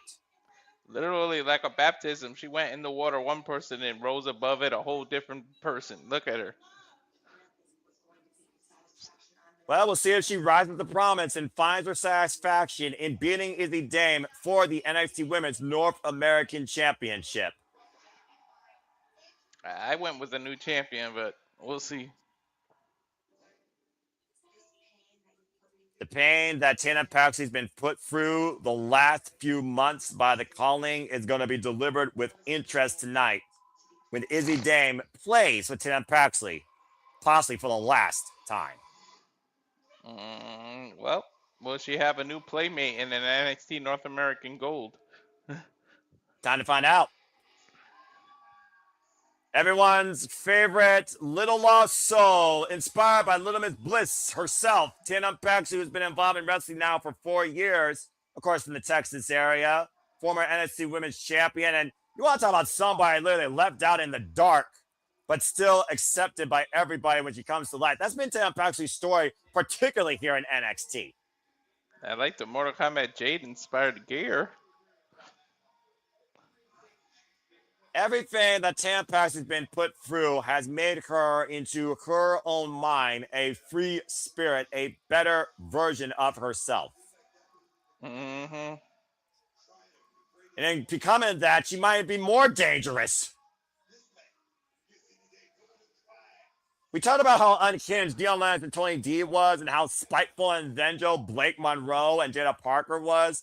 Tam Paxley has a whole mental case right now of giving a painful message that the client will not soon forget. I know. I between her and Wendy Chu, I didn't know which one was nuttier. I'm surprised they didn't make that team last longer. Well, that being said, here comes our current NXT Women's North American Champion. And speaking of Tam Paxley and Izzy Dame, well, how about Izzy Dame's rise since joining the calling? Almost being the decider, it feels like, of this group. That's the issue too, man. Izzy Dame has two X Factors out there on the outside. I don't even think they should be allowed at ringside. Well, it makes me wonder, does Izzy Dame want these two with her at ringside because she fears Tatum Paxley? Let's not forget the last time these two went one-on-one prior to New Year's Evil. It was Sean Spears and the other guy's influence with those dolls playing again on Tatum Paxley's heart, where it thought she had a family at one point that cost her that match last night against Izzy Dame. Ever since then, Tatum Paxley's been chasing these two out with a chainsaw and threatening their very lives and existence, and she did get the better of Izzy Dame at New Year's Evil. These two are currently 1-1 against each other. Yep, this is the third, the rubber match as they call it. Let's go down to Mike Rome for their inductions. One fall. Dude, I don't think you and I have been more perfectly in sync than ever. I kind of heard your feed. We're like on the exact same wording. I mean, that's just what happens sometimes, man. Once in a while, things just work out. As I said, folks, Tatum Paxley, literally 2-1 right now versus Izzy Dame. And as a former NXT Women's Champion, been involved in this business for only 4 years. Look at the height difference. Izzy Dame, been involved from the NIL program, second title defense, current NXT Women's North American Champion now for 60 days, formerly a volleyball player. Look like volleyball is the way to be. Gymnastics and volleyball for the women and football for the men, if you want to transition. So, I'm about to say. Of course, the NXT Women's North American title, first introduced a couple of years ago, won at the UFC Apex by Kelani Jordan, who was the inaugural champion. Izzy Dame is the 7th NXT Women's North American Champion. There has never been a 2-time Women's North American Champion. The reigns, we are underway. And the longest champion, by the way, was Saruka. Wow, man! Tam Paxley immediately jumping into the arms, squeezing Izzy Dame. Good grief. I don't think she was expecting that. Well, I'm about to say again, how personal has this gotten? How much is Tam Paxley inside Izzy Dame's head? We saw the way Izzy Dame reacted after Tam Paxley walked off in that final face-to-face. She's the one that destroyed the dollhouse that night. At this point right now, Tam Paxley has Izzy Dame in her world, not the opposite around. Because she thought she was going to get in Tatum Paxley's into her head, and the fact that she couldn't do it, Izzy had to go to a plan B, I guess. I guess so. That's one way of putting it. And Tam Paxley, by the way, who's been involved in NXT since 2022, arriving on the scene as a tag partner alongside Ivy Nile. I don't know. Her background in cheerleading. I don't know if you would want to get into a mental warfare with someone as nutty as Tatum Paxley. But I will say this when it comes to the women's division of NXT. Whoa! Nice rolling senton off the stairs. Wiping out Izzy Dame on the floor again, though. This is the first title match tonight, might I add. Title can only just hands be a pinfall or submission inside the ring. Count qualification means nothing. Double underhook as Izzy Dame pushes Tam Paxley into the steel ring steps. And both these women, no prior wrestling experience to NXT. Both coming from a collegiate background. I wonder if Izzy might have underestimated Tatum, even though they've been in the ring more than, this is the third time. You would think she would know what to expect, but Tatum came out on fire. A big high kick there as Tatum Paxley brings the champion back inside again. These two are 1-1 against each other. Split leg, elbow drop, cover, 2 count, almost to new champion. There's some of that cheerleading background with that split-legged elbow. I'm about to say, let's remember, though, here again, as you pointed out, Sean Spears and his crony are at ringside. Remember, when Izzy Dame joined the calling, she's the reason Brooks Jensen was excommunicated because failure was unacceptable. Double Mhm. underhook suplex by Tatum Paxley. Again, the strength of Tatum Paxley should not be underestimated.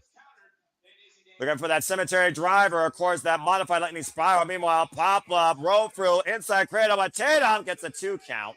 As Izzy Dame is looking for game over. A schoolgirl by Tatum gets a 1 count here. Oh, man. It just drives her elbow through Tatum. You talk about the hype, but don't underestimate Tatum Paxley's strength by the way either. She also is a former powerlifter. Probably wouldn't believe it if you saw her, though. About to say, this would be a therapist's worst nightmare here. Freaking Tatum Paxley and Izzy Dame. Not even Dr. Shelby would be able to figure out these two. Quack. Get to the midsection right now. Rising knee to the midsection by Izzy. Irish whip reversal. Face first because Izzy Dame nearly a turnbuckle, preventing the collision. Of course, Izzy Dame, as I said, folks, current NXT Women's North American Champion. Now she is the 7th Women's North American Champion. And this is actually her firm second defense tonight. Big boot through Tatum Paxley. After surviving a triple threat against Lola and Thea Hale. Mhm. That boot was ridiculous. Of course, Izzy Dame took advantage of a vulnerable Thea Hale that wanted to fight as champion after losing to Tatum Paxley on the same night at New Year's Eve to seize this title. She literally took advantage of her freaking emotions, man. She played Tatum like a puppet on a string the whole time, and we knew it once she joined the calling. I saw it coming. Well, again, everyone saw it coming, but Tatum Paxley, she felt like for once she was finally accepted for who she was. She wasn't alone. She had a family to go to. And unfortunately, she learned the hard way that not everybody in this life can be your friend. She's too trusting, and I had to learn that in real life the hard way. Well, sometimes the harshest lessons are learned the hard way, Walter. Mm-hmm. And tonight, Tatum Paxley is looking to teach a lesson in respect to Izzy Dame. But right now, Izzy Dame in full control of the challenger. Well, they may, like I said at the beginning, they may be in the sunny Orlando, Florida, but they say Oh, wait, hold that thought. The school girl to roll counter. 2 count. As you were saying, right now, Izzy Dame caught up by Izzy, trapped in the crucifix. Gets a 2 count. This is all about Tatum Paxley vengeance. Again, needing the midsection there to Tatum Paxley. Now Izzy Dame setting up Tatum here for something devastating in the corner. Just driving her boot for Tatum's midsection. Not just her vengeance, but it's her redemption. It's kind of the story of the cover. 2 count, hook on the far leg. It's almost the story of the matches here tonight. Vengeance, redemption, accomplishment. Mm-hmm. And at the end of the day, people are looking for closure. And I think that's another key thing here. Closure. And I think Tatum Paxley's been looking for this closure since the fallout with the calling. Mm-hmm. Meanwhile, Izzy Dame just wants to make sure Tatum Paxley no longer is in the calling's way. Abdominal stretch being applied here by the statuesque Izzy Dame over the much shorter Tatum Paxley. After extending the midsection and almost a nerve hold there, or excuse me, hold of the tights for extra leverage. You hear Sean Spears from ringside calling out orders as well, also guiding and literally teaching Izzy Dame. Let's not forget Sean Spears was the mastermind behind all this when Izzy Dame betrayed the Tony D family and first joined the calling. And now Tatum Paxley has Izzy Dame trapped in the abdominal stretch. He's the mastermind of a lot because he's a trainer, man. He trains a lot of these people. A lot of successful people in both AEW and here have come from his school. And flatbacks, of course, as you talked about, of course, trained as well with Tyler Breeze, as well as Lone Stone accomplishing Bailey. Of course, the next Lone Stone seminar will be in Las Vegas this week, WrestleMania week. And right now, again, Tatum Paxley trying to get the better of Izzy Dame. Tatum Paxley, by the way, folks, is 5'5", 121 pounds. Little shorty. Ooh. Oh, the backbreaker over the knee. Great scouting by Izzy Dame. Running senton. High stack cover by the champion. 2 count. No pressure on the shoulders there. That's a weird cover, but I think it shows she can go for that Boston Crab. Well, again, Izzy Dame with the height advantage. 5'10", might I add. Out of the Michigan area, bi-state area. I don't know and why. I don't know right now. You were saying? 5'10" and 6 feet on a woman looks so much taller than it like It TV was does not ridiculous. TV does not do statuesque female wrestlers justice. I'm just going to say that for the record. Lena Cross, who out heightens Megan Bain, by the way, in AEW. And look at this modified Boston Crab, to your point, almost a lion tamer, high angle. Yeah, she's got that knee. Literally. Oh, I thought the knee was in the back of her shoulder. It was on the mat. Yeah, about to say, it wasn't like properly positioned there. That might go to the inexperience of Izzy Dame still, who again is very young. Both these women, by the way, are still very young in this business. Pushed off in the ropes, and again, Sam Paxley, the roll through into her own full Boston Crab. Wow! The way she did that was kind of cool. Yeah, but again, though, the reach of Izzy Dame allows her immediately to get to the ropes. Mm-hmm. Izzy Dame, though, again, trying to get the better of Sam Paxley, sends him over the outside. A little bit of separation created between champion and challenger. Up in the fireman's carry, and once again, maybe looking for Dame over. Push face first into the ring post. Mm-hmm. If you're going to make yourself here in NXT, you got to realize that you have to do it alone sometimes, and you have to realize who you are to do it, and that will be the Tam Paxley story tonight if she beats Izzy Dame. Nice thrust kick there. Yeah, she might have put her out of her misery. She looked like she in La La Land right now. Tam Paxley certainly feeling something here right now, and Izzy Dame runs through Tam Paxley. Tam getting the better right now of the exchange. Right now looking for a comeback. Up and around, high kick catching Izzy again. And a German suplex release by the former powerlifter. Izzy might be seeing dollhouses spinning around her head right now instead of those birds. Setting up and over on the apron. Shoulder block. Tam Paxley lands on the floor. Step of Enziguri rocks Izzy Dame. Oh, dude, you know the height she just had to climb to do that? And right now, somersault. Driving the leg across the back of the head and neck to cover with the new leg at 2.5. That was a beautiful somersault scissor kick. Almost a somersault leg drop against the back of the head and neck. Nearly crowned a new NXT Women's North American champion. I thought it was over with that. Innovative offense here by Tam Paxley, of course. That goes back to how unorthodox she really is. That would stay out of that corner where the calling is, though. And notice no imitation, though, by Tam Paxley with the calling at ringside. Now going up to the top turnbuckle. Oh, man! The last thing I would do is go in the corner where those two men are. Well, I mean, Tam Paxley's no stranger to pulling off high-risk offense. We know she can do it 450. And right now, I sense disaster. Front face like applied by Izzy Dame. Paxley looking for a superplex on Tatum Paxley. Tatum fighting back, though. Big elbow. Rocks the champion. Both women precariously perched on the second. Creating separation. Tatum takes Izzy down. Izzy in the drop zone on Tatum Paxley. Forfeit rolls inside. Izzy Dame, though. Running shotgun drop kick. And that might be it. The high stack cover 2 count only on Tatum Paxley. Wow. I think she heard you when you said we know she could do a 450. She went right for it.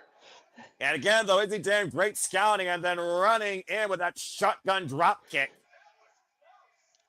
But Tatum Paxley still kicked out. You gotta wonder at the plan all along. You know, when they welcomed her into the family, she had to be studying her and being in the ring with her. She's gonna know her inside out because. Well, here's the thing. Yeah, well, here's the thing, Walter. Who learned more about one another during their time in the con? Did Tam learn more about Izzy or did Izzy learn more about Tatum? Because what I see here, Tam learned more about herself more than anything, and that might be the most crucial factor here. I don't think she would. She had blinders on. She wouldn't learn from Izzy because she wasn't looking out or studying for that. Izzy knew the plan the whole time, so she would study her, learn her moves. Izzy was just looking for a friend. I mean, Tatum was just looking for a friend, and like you said, I like the way you put that. She learned more about herself rather than more about Izzy. Well, right now we're learning about the heart of Tam Paxley here. Driving face first to the knee, goes Izzy Dame grabbing the hair of Tam Paxley, trying to get the better of this exchange. High kick, rocks Izzy to the corner again. Both women go for it. Stops! What a spine buster. That was that Izzy drive, or the Tatum. Oh, you're right. That was game over. That's the high drop. Yeah. And now to the top row. 450 connects. We got the champion, the cover 2. Oh, man. Yo, that shoulder barely got up. How the hell did Izzy Dame survive that? pure instinct. I don't even think she meant like. I don't think she put the effort to kick out. It was just instinct. It's all about the NXT Women's North American Championship on the marquee, but it's about so much more for Tatum Paxley. And Tatum Paxley right now might be looking for that cemetery driver. Countered though by Izzy Dame, rocking her up and over. It lands on the apron. Another high kick, rocks Izzy. Tatum trying to find the moment she needs to put Izzy down, but another boot to the side of the head rocks Tatum. And Izzy now might have Tatum hooked up. Oh! What a cutter over the shoulder. Cover to retain the title. Kick out too by Tatum Paxley. Tatum's still there. Up and over with almost a TKO cutter over the shoulder. Still not enough to put down the challenger. And right now, Izzy Dame might be at her odds wit's end. Going to Shawn Spears right now for counsel. And how many times have we seen a champion in this situation, though? This is what defines the champion versus someone that's transitional. And the fear right now in Izzy Dame's eyes told the story right there as Tatum again on the attack, catching Izzy head first inside the ropes. And what is Tatum looking for here? Looking for a run up, follow up and over, sunset, like power on the floor. Onto the apron. The back of her head hit nothing but pure mat. Good Lord. Ridiculous. Look at Spears right now in disbelief. Holy shit, indeed. Both women down and out on the floor as the referee's 10 count begins after Tatum Paxley hit, you heard me right, over the top, sunset flip power bomb from the apron to the floor. And right now is the critical reset moment. But of course, Tatum knows the way she can win the title is pinning the champion inside the ring. It's all about momentum right now. And Tatum, though, cannot let Shawn Spears get in his head or distract him. The referee's still counting. Tatum, get back inside! Jesus! Oh, wait a minute, got caught. Game over! Dame at the cover, falls and kicked out by Tatum! You gotta believe it was because of that nonchalant-ass way she covered her. Shawn Spears is stunned. Izzy Dame is stunned, but to your point, she literally fell into that cover. Was that her last reserve? Was that her last resort? She is pissed off. She can't believe Tatum kicked out. And the NXT Universe believes in Tatum Paxley. Now looking for a gut wrench. Dame over, counter by Tatum Paxley. Hook of the leg, cover two. Oh, able to kick out. Oh, and Shawn Spears got rocked. Oh, but Izzy Dame rocks Shawn Spears off the apron. And Tatum taking advantage. The corner roll kickoff. From first goes her cold breaker kick. What the hell? She backflipped out of it. There's a woman possessed on revenge. Rolling copper kick. There's her move. Cemetery driver. Modified lightning spiral cover. Tatum Paxley's the new NXT Women's North American Champion. The first ever two-time Women's North American Champion. Tatum did it. You talk about redemption. Woo! Talk about literally waking up from your own set nightmares as Tatum Paxley is accepted by the NXT Universe as the new NXT Women's North American Champion. To your point, Walter, she is the first ever two-time NXT Women's North American Champion. Dame over for Izzy. She rose from the grave. Oh my God. That was awesome. amazing. Again, to your point, this Dame over was the way she beat her last time, but to your point, Izzy only fell into the cover. Yeah, but it was 2 and 9 attempts, and that was the last chance that Izzy had to hold on to her championship. It was that look right there that Izzy knew her days was numbered unless she went to an absolute means that Izzy didn't expect. Tail end of this match, as we saw that miscommunication, that Coldbreaker escaped, to your point, handstand, Tatum Paxley rising back from the dead, as Izzy sees the horror she's unleashed on herself. And the most satisfying cemetery driver I've ever seen. Rest in peace, Izzy Dame and the Calling. She's accepted by the proper family, the NXT Universe. Izzy Dame learned exactly who the real Tatum Paxley is and now sees her with her title, the NXT Women's North American Championship. Congratulations to Tatum Paxley. Way to redeem yourself. What a moment of vengeance and redemption, both found at the same time. Couldn't be happier for that young lady, honestly. She's got a notebook. Oh, it's time to switch gears, though. But there you see Kelani Jordan preparing for her first ever fight in the underground, entering Lola Vice's world will gymnastics overcome. As we see backstage, OTM was part of that brawl as we go to Blake Howard backstage. And so far, I am 3-0. 2-1. And I will say this, again, this show so far has been the best thing W's put out this year. Oh, yeah. This is extremely impressive, I have to admit. Yep. ODM letting you know that was not for Tony Day. It's about them. Well, I mean, hey, if you want to make a name for yourself, you need to make sure that your name's in the conversation. This team's been looking to get out of the mud by name since being part of NXT.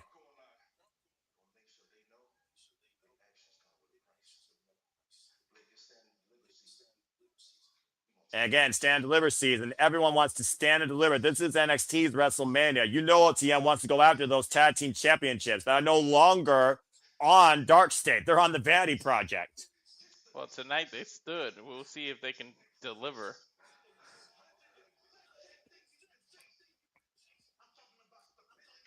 Stability, recognition. There's the key word. And gold.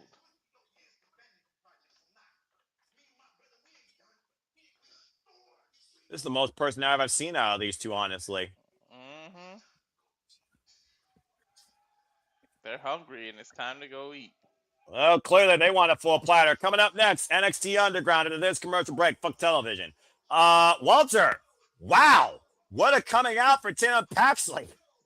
Really? Seriously, dude. NXT's on fire tonight, I told you.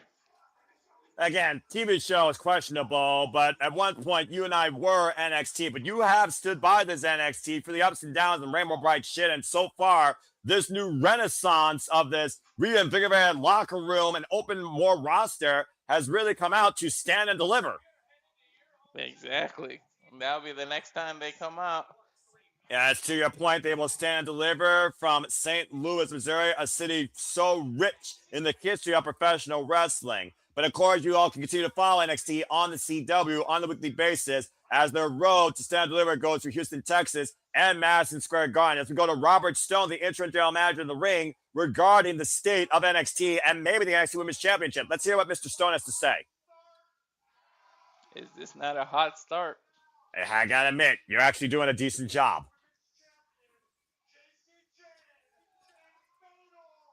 He's introducing Fatal Influence. I will say this about a Fatal Influence. They have been the Fatal Influence of this NXT since Jessie Jane WTF'd us last year and won the NXT Women's Championship against Stephanie Valkyrie. Far more from just a second wheel. She has become the real deal, the face of NXT, and she's been that now for almost a year with the help of the newly added Lainey Reed and the current NXT Speed Champion, Fallon Henley. She's showing that it wasn't just a fluke, because I thought it was a fluke when she beat Steph. I may not like Jessie Jane, and this may not be my NXT, but I will not deny the dominance of presence and push that this division has had at the forefront with Fatal Influence. And later Reed adding to the ranks late last year has only made this trio even more stronger. Hell yeah. We, of course, saw Jessie Jane involved for the first time ever in the Women's Royal Rumble earlier this year. And, of course, we know that Thea Hill is now in the semifinals of the NXT Speed Tournament for Fallon Henry's Speed Championship, a title that, for somehow, some way, is more relevant than Jade Cargill and the SmackDown Women's Championship. As much as I hate to say it. Presented, defended, chased after, acknowledged. And Jessie Jane has been one hell of a champion. All right, well, I guess we're going to hear what the champion has to say. State of this union.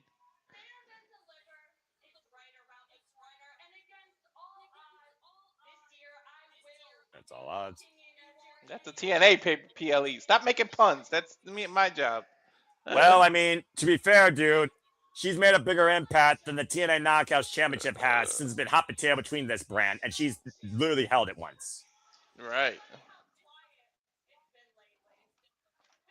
Quiet? The fuck you talking about?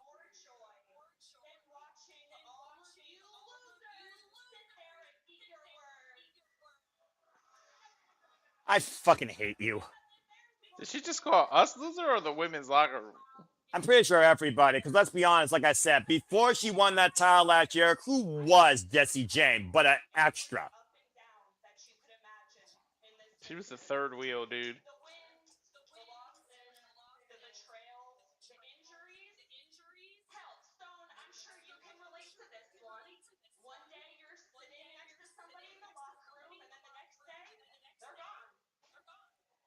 Yeah, I wonder who you're referring to.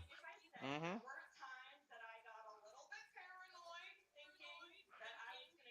Yep. I mean, wow, she's being real right now, though. Well, I mean, sometimes you gotta realize what brought you to the dance, and you gotta reflect and realize what got you there, and it was yourself.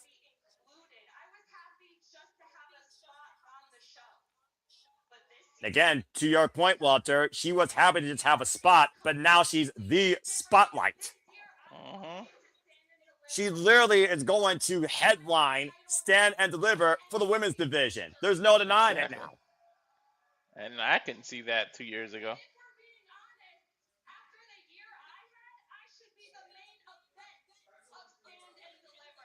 As much as I hate to say this, I agree with her. She should be the main event, stand, and deliver. She's been the most prolific figure in NXT consistently. I agree with her too.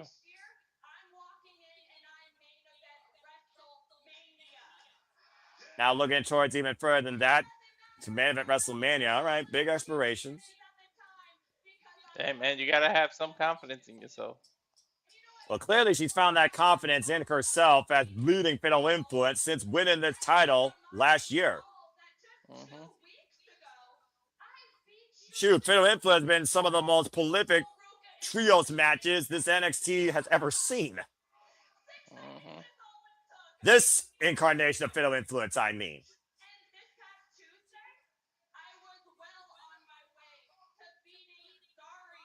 I don't know about that. If Delta was Delta, you probably would not be holding that title. Wasn't for Soruka.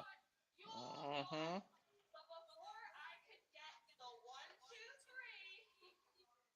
It's probably gonna be a triple threat between those three.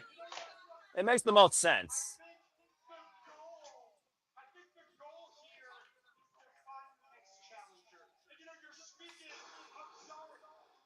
Uh-oh, say her name and she appears. It's really easy to be confident when the biggest opposition in the NXT locker room is not in front of your face. True indeed.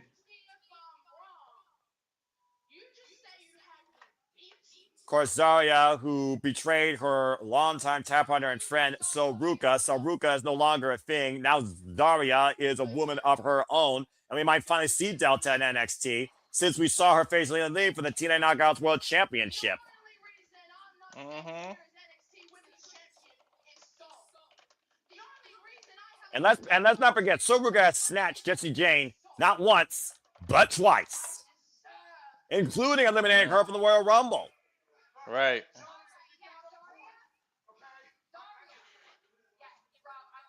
Souls X? Is that what her shirt say? Really? That's exactly what that says.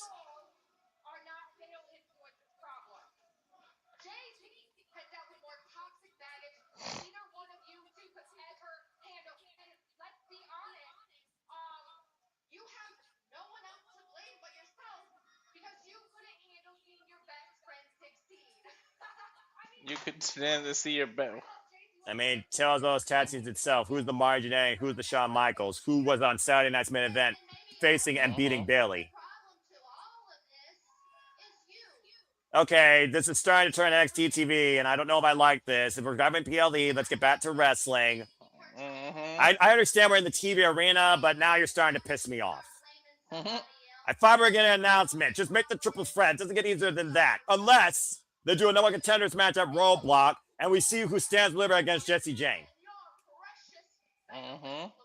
Robert Stone, grow a scent. Tell the women to shut the fuck up. Right? Take control of your show, dude. Interim general manager, my left foot. Shoot, there's a reason why I'm single. I have no problem telling a woman to shut the fuck up.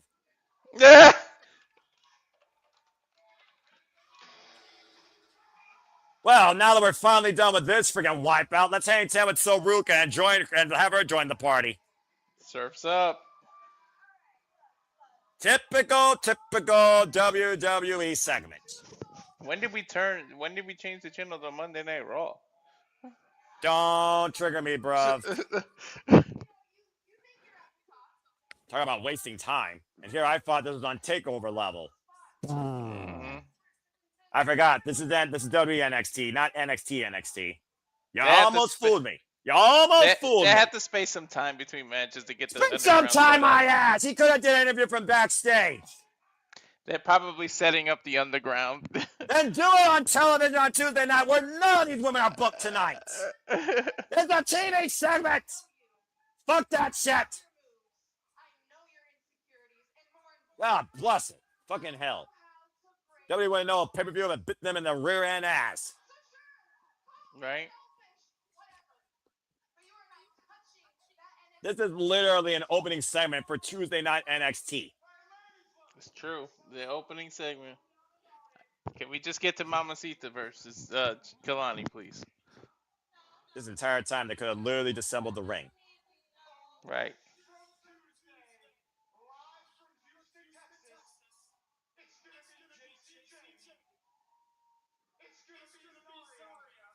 What?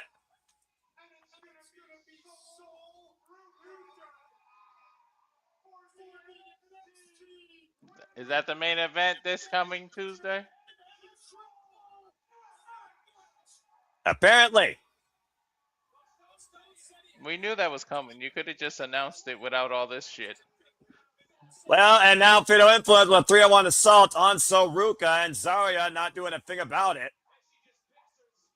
As he picks her spot. And again, Zarya, the only thing that matters to her is the NXT Women's Championship. But I also do wonder if revenge matters to her as well. Because let's not forget, Soruka snatched Zarya's soul last week. Mm-hmm. Well, every woman for themselves, apparently this Tuesday on NXT, up in the fireman's carry as Jessie Jane able to escape. Meanwhile, Soruka, snacks Zarya's soul after it found Hendry say Jessie Jane their knee strike run up by Lady Reed. Let's not forget, triple threat. There's no disqualification. Fatal Influence is free to get involved and call distraction. And if we see something like that on Tuesday night, Jessie Jane's going to stand and deliver this year for NXT's grandest stage.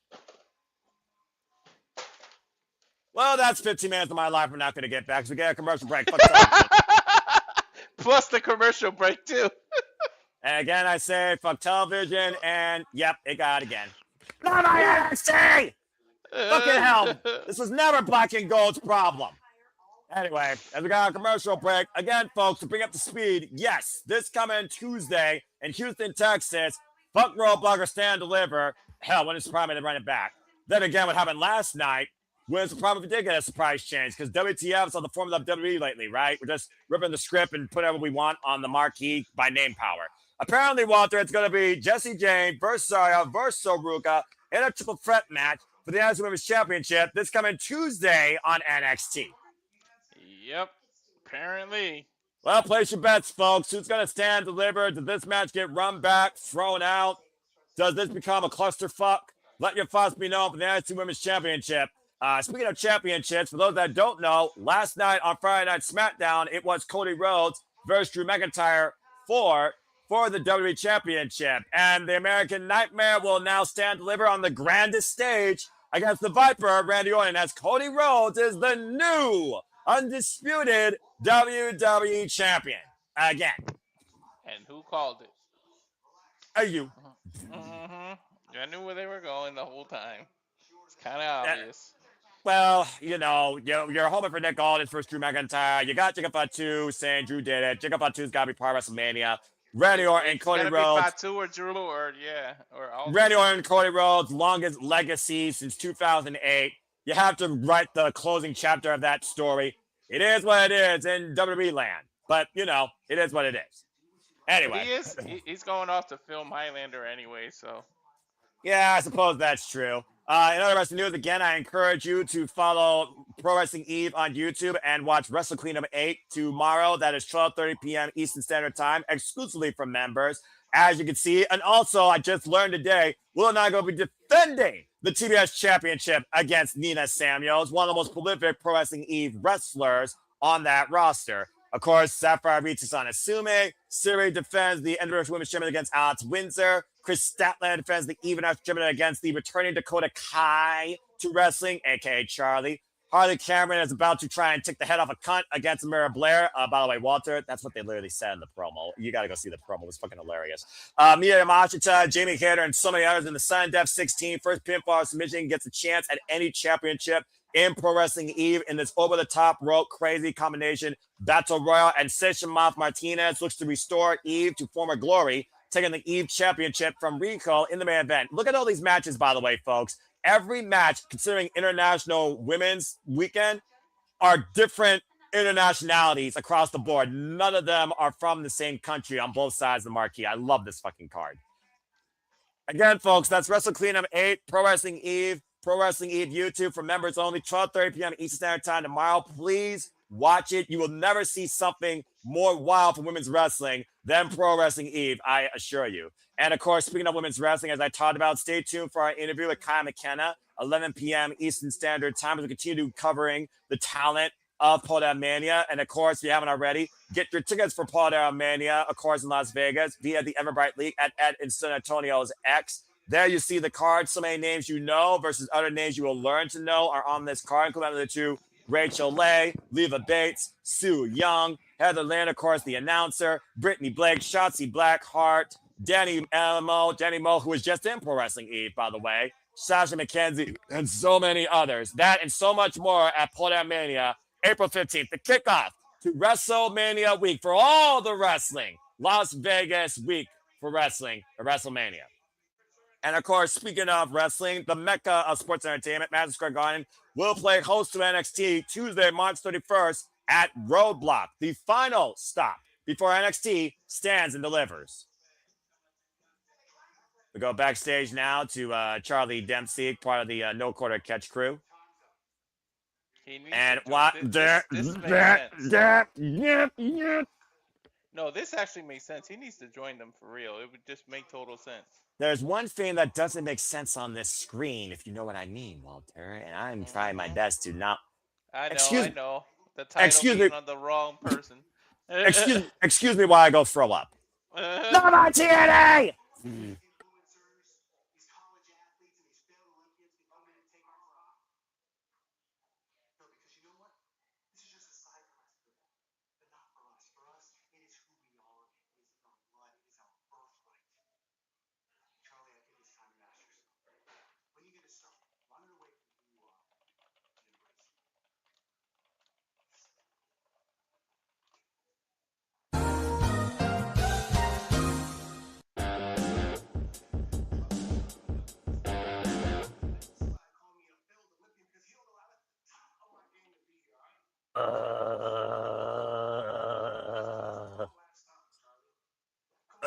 That just made me throw up a little bit in my mouth. Anyway, moving on. Again, speaking of other things, wrestling, stay tuned for Battle Bracket Breakdown at the end of the New Japan Cup that's currently going on right now. If you haven't already, subscribe to our Shineon Pro Wrestling correspondent, Battle for Wrestling, our Canadian friend, Ash. I'm going to see if I can coordinate with her, of course, for a preview of the finals. To continue the New Japan Cup coverage continues forward. Stay tuned for more on her channel for that. Anyway, the home of NXT itself, Orlando, Florida. By the way, speaking of Florida, Ring of Honor now has a home in Florida, and I love their studio stuff. So go check that out if you get a chance to via Honor Club. As we get ready now to go down underground for this fight with Lola Vice and Kelani Jordan. And again, Walter, you covered every NXT Underground match since this became a foundation of NXT. And you know as well as I do what the rules are when it comes to this. So why don't you go ahead and remind the people what this is about? The only two ways you can win are literally getting knocked the F out or submission. There are no other rules aside from that. There's literally no ropes on the ring. Check out Bloodsport. So it's pretty much the same thing, and they're going through Kelani Jordan's history as a gymnast. I hope they show. Yep, they're gonna show Lola's MMA career. Look at that, the UFC. Well, again, Walter, you as an MMA correspondent know how much this is a clash of styles, usually under mixed martial arts affair. But for the first time ever, we have gymnastics taking on mixed martial arts. And to think, Kelani Jordan was a former TNA Knockouts World Champion and the inaugural Women's North American Champion. And ever since she won that title and went into business for herself, she became an afterthought here in NXT. She became excommunicated by this entire locker room. Lola Vice at the forefront of it. Yeah, they pushed her. They literally pushed her out of the locker room.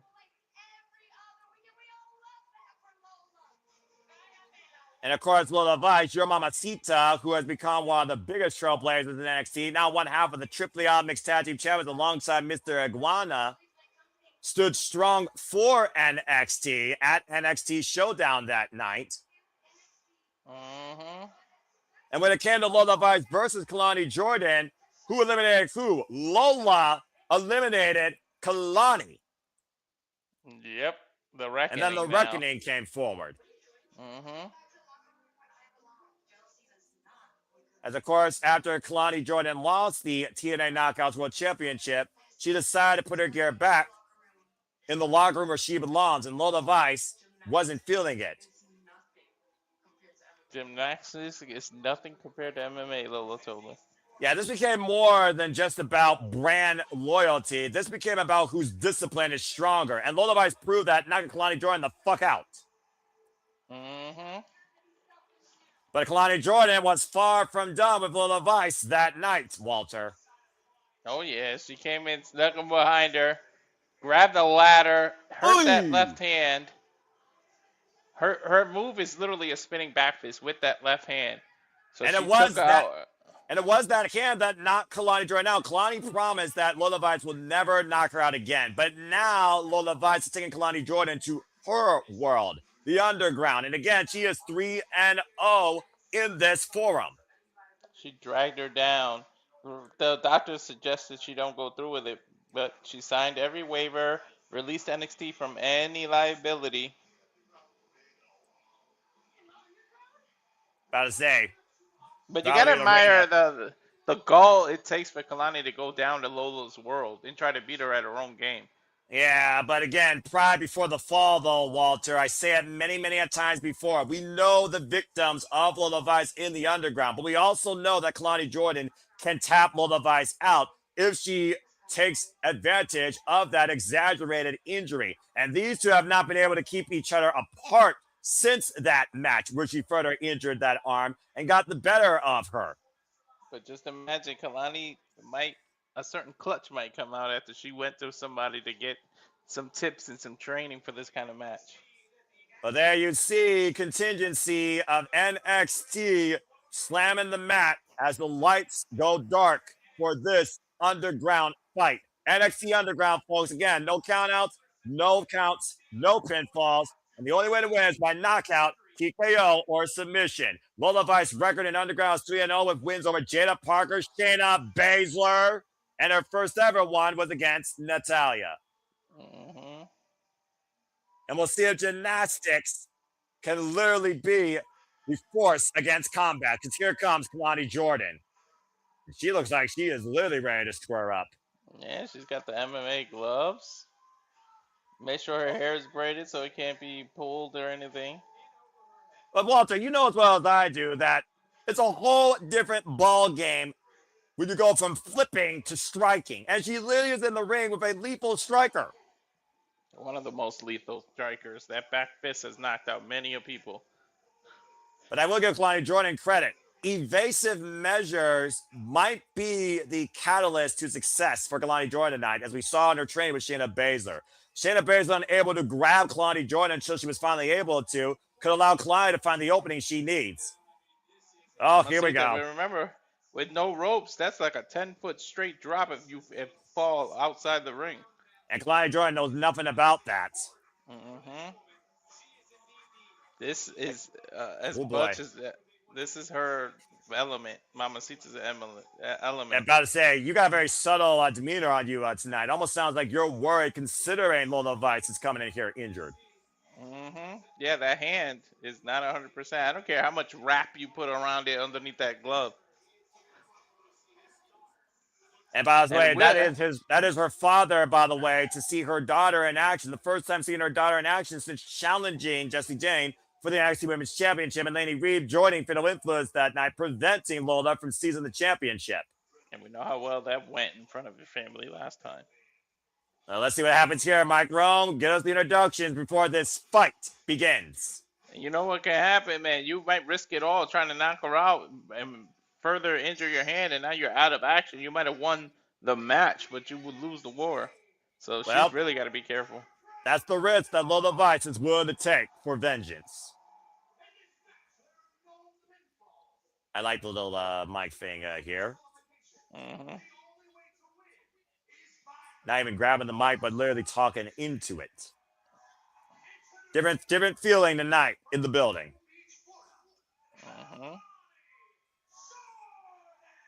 Kelani Jordan, as I said, this is her underground debut, but the last time she faced the Levi's woman in a wrestling match, she tapped her out.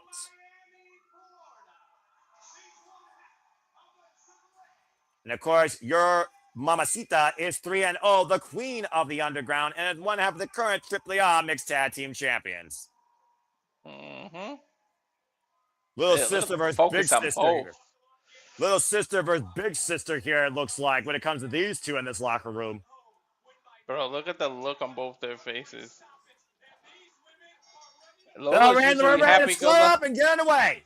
Dude, Lola's usually happy-go-lucky, nice, smiling. She is serious right now. She's all one-handed, immediately goes for an armbar. Yuzukatami, but again, the wrist lock here. And again, Walter, to your point, Kelani Jordan knows she can make Lola Vice tap out. Lola knows she can knock out Kelani Jordan, but can she knock her out with that compromised hand? That's the X factor here. Ooh, Kelani almost turned that into a muffler. Again, though, you see right now, Lola Vice back on top, Kelani covering up here. And again, Kalani's got to remember there are no pinfalls here. Right now, trapped in the triangle, but again, you see the way that the left core of Lola was exposed to Kelani taking advantage. Now pressing the right hand down, trying to damage the right hand. Lola tried to do a combination of a triangle armbar. Again, Lola knows she has to protect that hand. You saw Kelani immediately was going after it. It's also one of those things, Walter. You think about a fighter. Are they only more lethal with one hand versus the other? Or can they adapt to be just as powerful with their other? I'm not comparing a human being to take animals, but and they'll take it the way it sounds. But you ever heard of that a wounded animal is more dangerous? That could be the truth, man. When you're wounded and you got to protect something, you can be more dangerous. Nice submission game by Kelani. Shayna's really been teaching her some stuff. Well, considering Shayna Baszler was a student of Josh Barnett, the pioneer of friggin' blood sport, you're going to go see live in Las Vegas. Whoa! Look for that spinning back fist. Now go over those spinning kicks. The fastest strikes in NXT belong, of course, to Lola Vice. Kelani now trying to go the outside. And right now, Kelani grabbing that hand. And uh-oh. That's smart. Oh, no! You may not like it, but there's no rules, so how smart is it? I damn sure don't like it. You know that. Well, I'm about to say, I applaud you for being absolutely unbiased and integral in your analysis, something I know you can, being our future MMA expert. Stay tuned, folks, when Walter also covers Ronda Rousey versus Gina Carano, of course, from the Intuit Dome to come forward later this year on our Simple Live Studios watch-along schedule. And again, Kelani immediately focusing the attack on that hand. Remember, it was a hammer lock modified on that hand that allowed Kelani Jordan to beat Lola Vice via submission. Yeah, man. Then she ducked under that spinning back fist and through the stage. Lola hit hand. That's what initially broke it. And again, you see right now the focus attack on Lola Vice on that right hand by Kelani Jordan. Again, this is what the freaking catch cam style is all about. Dissecting your opponent, focusing on a body part. Now trying to move the glove and expose the hand.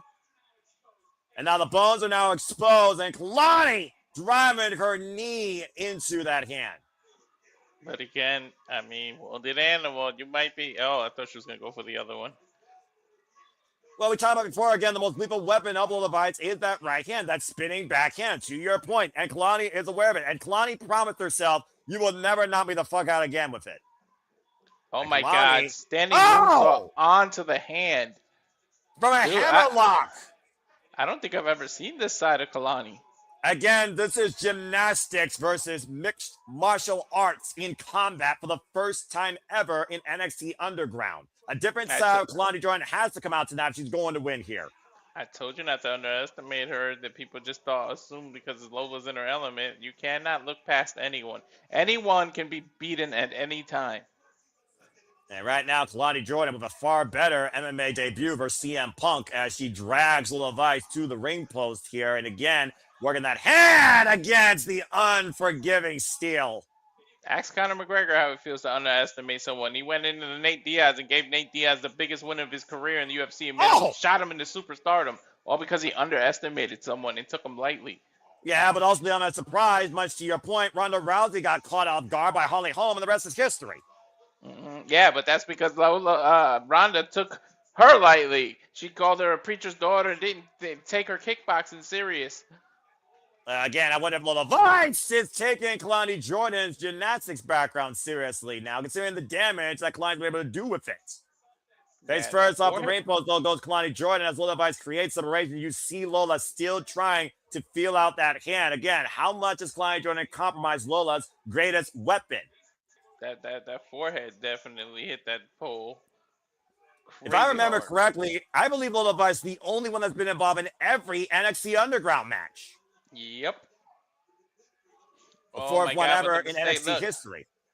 Everything she does. Kelani targets the hand. Spinning Sovat, right hand, left hand. Now the waistlock applied. German suplex. You don't see that in freaking MMA. A low German suplex too. And again, right now, Lola Vice only has one gear, and that's to move forward. Again, going for the round kicks now. Getting the better of Kelani Jordan. Spinning roundhouse. Again, connected to the core, trying to compromise the breathing of Kelani. Lightning fast strikes now, rocking Kelani. Whip for the spinning back heel. And again, Kelani with her own push. Whoa, man! Knocked her into, I almost said lumberjacks, but they aren't lumberjacks. They're bystanders. They're spectators. And literally, Kelani got knocked the fuck out of the ring. Oh, what the hell is on Mamacita's mind? Oh, man!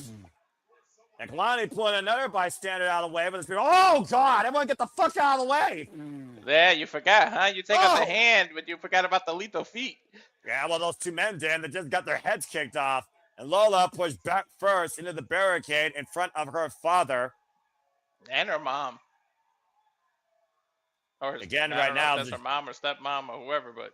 The jaw jacking here in front of Lola Vice's family cannot play in favor for Kelani Jordan if she takes Lola Vice lightly. Okay, Dad, sit down before you have a heart attack, taking off the jacket and shit. You did talk about what happened last time when Lola Vice was screwed. I'm just saying. And right now, Kelani Jordan bringing Lola Vice back inside the mat. And I do mean mat, because again, this is not a ring. There are no damn ropes. Kelani able to do a flip out escape. Oh, spinning back fist! Spinning back fist! Yeah, it is all over! Just like that, buenas noches! Holy shit, and that's how sudden it is. Bro, whoa! She hit her with the opposite hand. Look, she hit her with the left hand. Well, I guess my question was answered. Lola Vice goes 4-0 in the underground, knocking Kelani Jordan the fuck out. Holy shit, and she walked into it. Kelani walked right into it. She couldn't even blink before it hit her. Dude, I don't think the after punches were necessary, but hey, what did the other Miami say? Marinello always used to say, and Marinello was all about, and the ground and pound. I would love to see Marinello call one of these. Again, the flip out, bam! Gets caught with that spinning back fist. She got cocky. Good Lord. Bro, that was a blink of an eye type move, too. The back fist dropped Kelani again. That had to feel sweet for Lola Vice. You were so worried about her left hand, you forgot about the right. Congratulations to Lola Vice, who remains undefeated in the underground.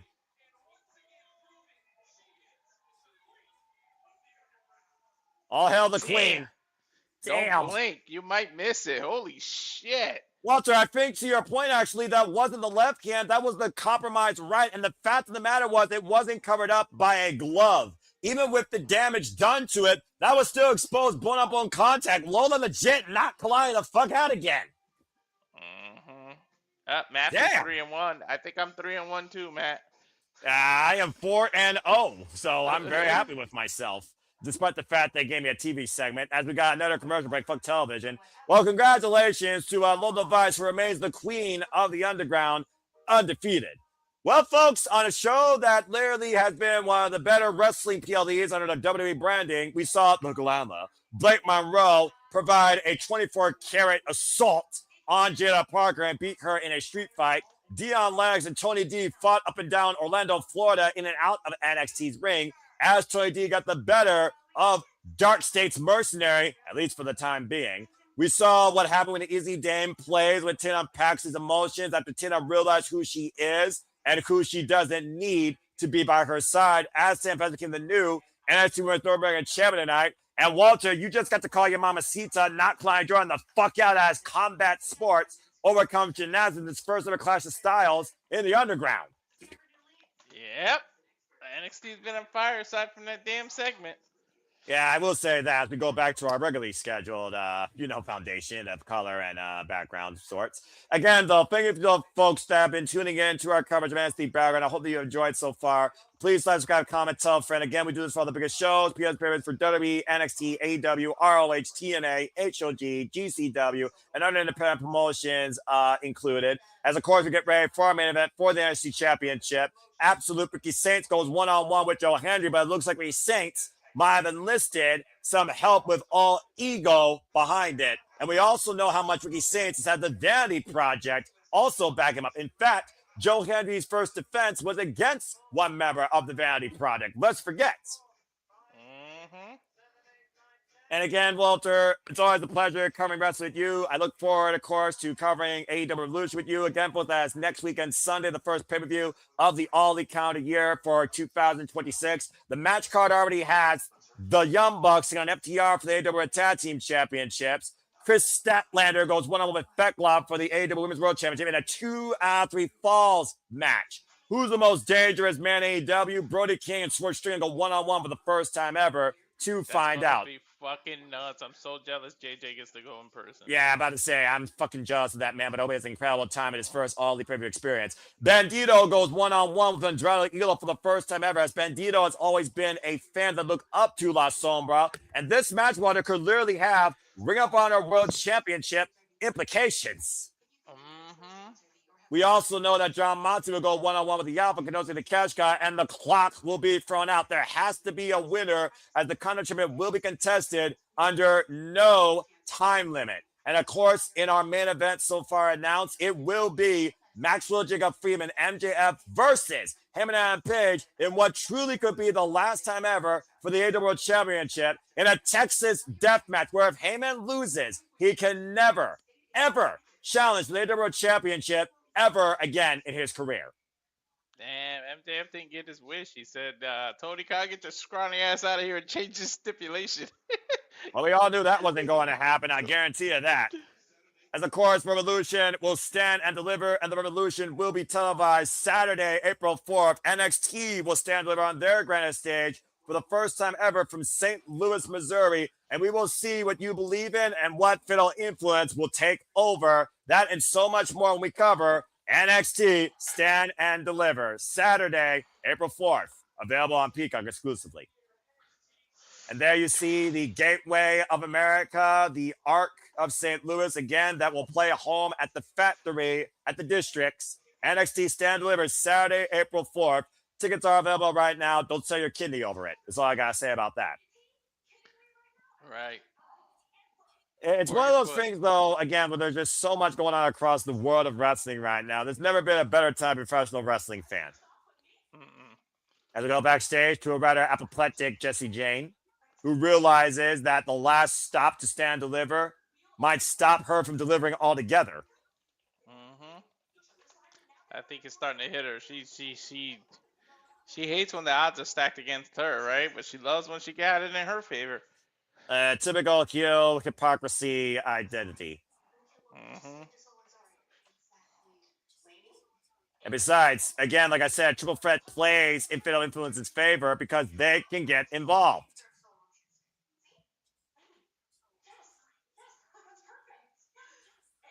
And it looks like that Fatal Influence is trying to neutralize one of the influences in this match. And as we also know, Wen Sinclair or Fiakel will be the next challenge in the Fallon Henry Speedometer Sticker Championship. Mm-hmm. I still can't believe that title has more character, more relevancy, more challengers, and more importance than Jade Cargill and the SmackDown Women's Championship. That's pathetic. I never thought of that title about anything, but they're actually doing a pretty good job with it. I fucking hate that. Anyway, Tuesday, March 17th, as we talked about, Triple Threat and Women's Championship, Soruka, Jessie Jane, and Zarya. And of course, this coming Tuesday, Walter, Tournament Finals. Fiakel or Wen Sinclair, one of these two has found Henry for the Speedometer Championship. The finals this Tuesday on NXT. And we also will see 3 random men also in line for the Speed Championship. Troy, Legacy, and Eli Knight. Again, I don't watch the NXT. I don't know nothing about those 3 men. Troy's the former champion. Oh, isn't he the Booker T's LFG guy that won the damn season or whatever? Yeah. Who the fuck cares? He just lost the title. Okay, so he's even more relevant. Good to know.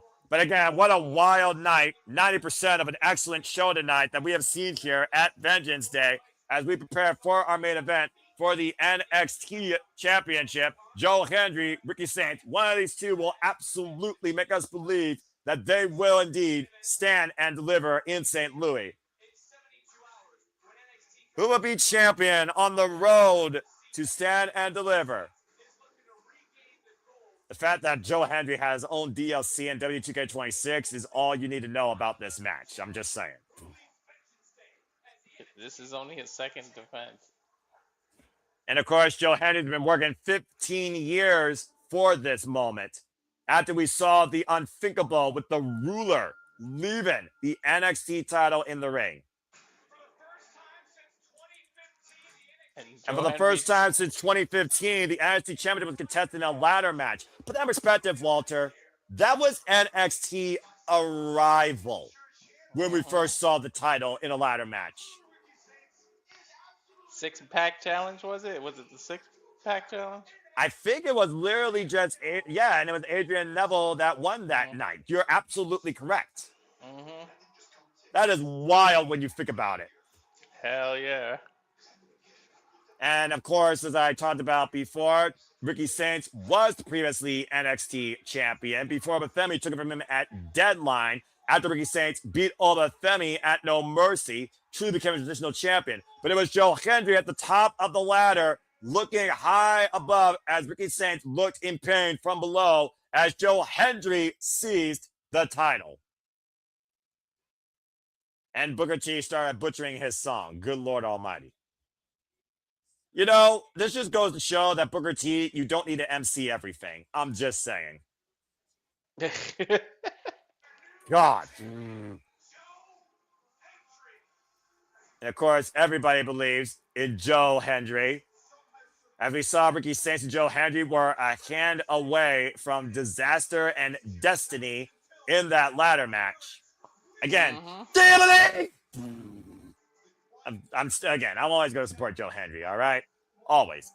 And think about last year, what Joe Hendry accomplished getting to that spot. A WrestleMania match and moment as the TNA World Champion. Entering TNA World Champion in the Royal Rumble.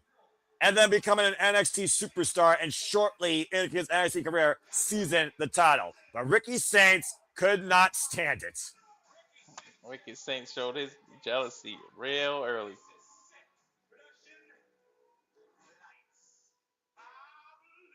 Okay, that was the worst rendition I've ever heard. I believe in Ricky. All right, Timu Rock, get a hold of yourself. Right. Seriously. Matthew saying, I believe.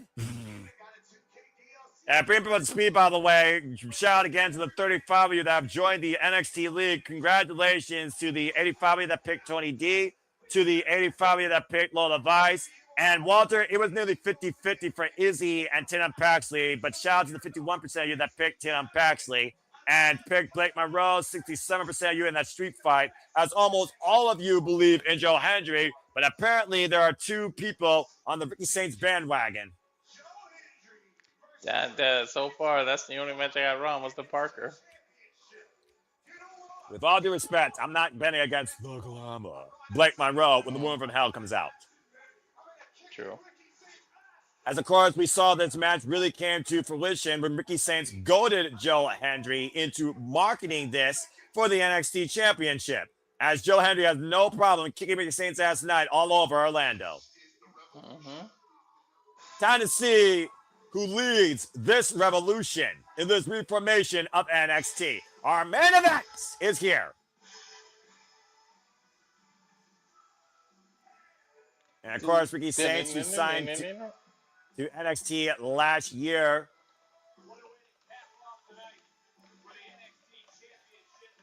And there you see, of course, the challenger, as I said, previous NXT champion, who beat, of all people, the ruler, Obafemi, for his title. You almost wondered, though. Yeah, about to say, though, but you also saw, like you said earlier, Walter, Ricky Saints enlisted maybe some insurance for tonight in all ego Ethan Page at his worst point of his life. Yeah, but can you really trust that selfish son of a bitch? Can you trust either of them?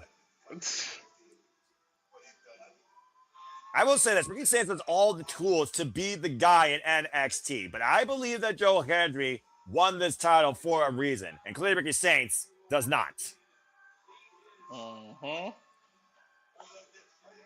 Confidence is a very strong tool to carry you forward in this business.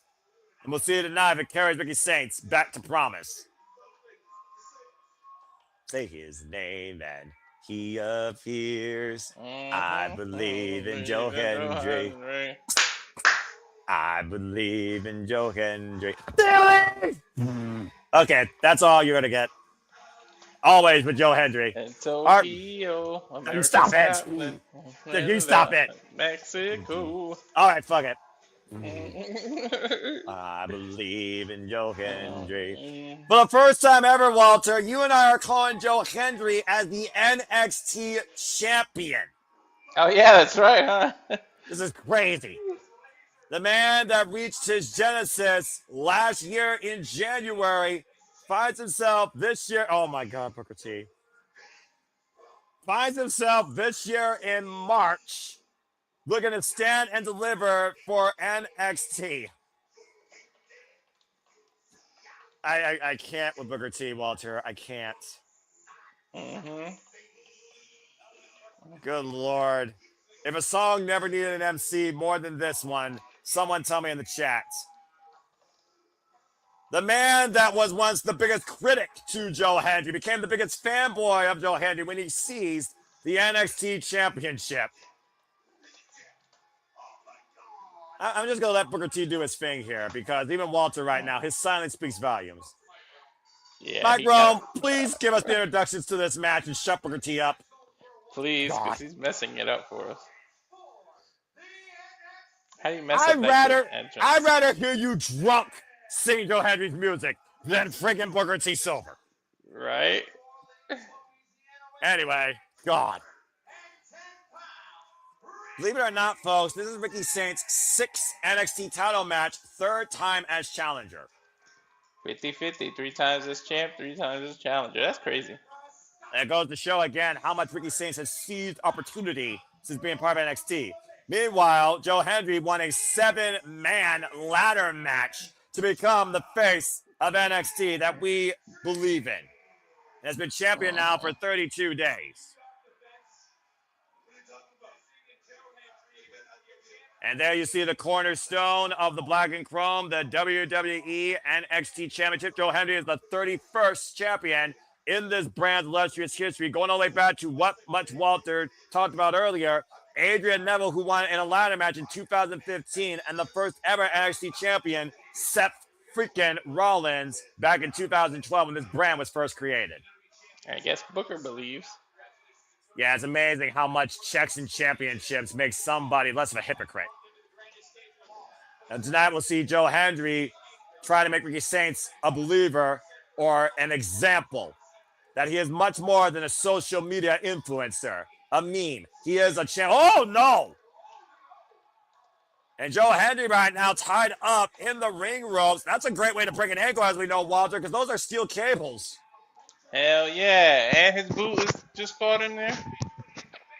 And referee able to free Joe Hendry, risking certain permanent damage there, suspended into the second and bottom ring ropes upside down. There you go, see the NXT Championship on that podium. As Ricky Saints, of course, goes after Joe Hendry here. And I can't blame Ricky Saints for this. You see a vulnerability of your opponent, you go after it. We know that shadows only come so often. Hey, Kelani just tried the same thing. Look how much it did her. Yeah, even with the compromised hand, that bone-on-bone impact still knocked Kelani Jordan the fuck out. But I will say this, Kelani Jordan, commendable effort adding her adaptation of gymnastics to the underground. Hey, man, that was a good match. That was a fight, dude. That wasn't a match, remember? Yeah, you can't call it a match. Why everything's felt like a fight tonight, that was legitimately a fight. And this is a championship match right here.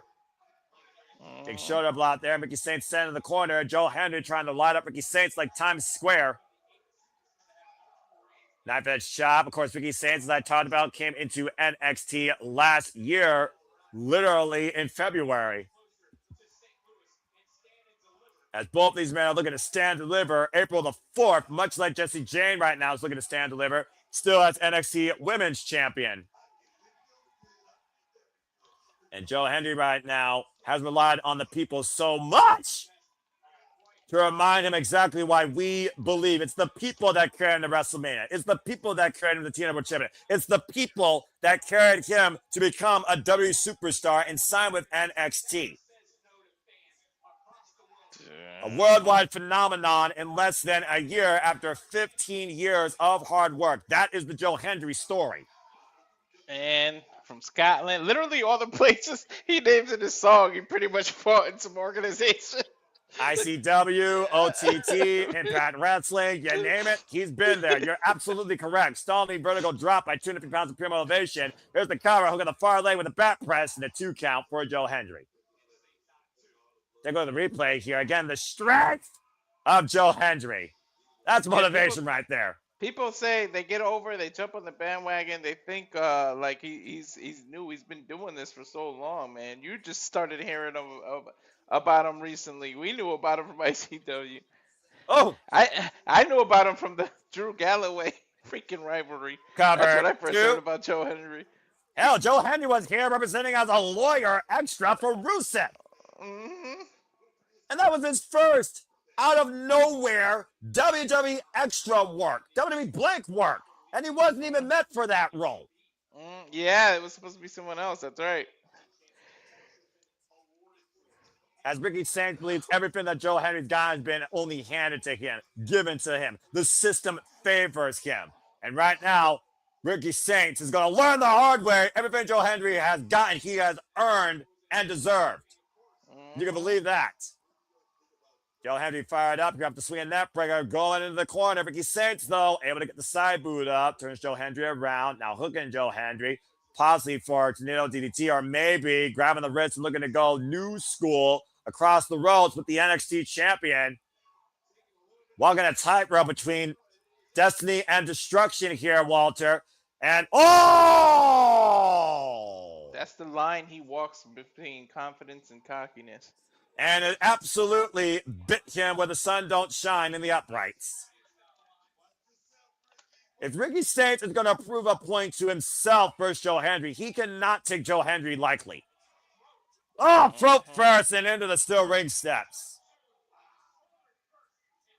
And we wonder about the strategy of Ricky Saints here, Walter, and now we're starting to see it. Yeah. Remember, you know what? His ankle man. getting caught in the ropes just provided him with opportunity, man. Cover, hook on that leg to your point, gets a 2 count. But also think about this. The steps have been the story of so many matches tonight. Joe Hendry uses that right arm to hoist the opponent up for that standing ovation choke slam. If Joe Hendry doesn't have the strength in that right arm, he can't do that. And right now, Ricky Saints in the driver's seat and Joe Hendry on the canvas. And right now, Joe Hendry needs to find leverage and a comeback here. Swinging net breaker right now as Ricky Saints works the head and neck of Joe Hendry, obviously for that Rochambeau. Running side kick applied. Here's the cover. Hook at the far leg. Side press gets a 2 count. As Ricky Saints looks to be the main event, the marquee, the talking point of Stand and Deliver. Again, folks, Stand and Deliver, NXT's greatest stage, Saturday, April 4th. For the first time ever, it is not part of WrestleMania week. It will stand on its own. Doing chants right now for Ricky Saints, who has his own believers here in the NXT faithful. Of course, Joe Hendry has an entire world of motivation behind him. Big headbutt there by the NXT champion. And again, taken down with a big elbow. A big shot right there that literally disorientated the NXT champion.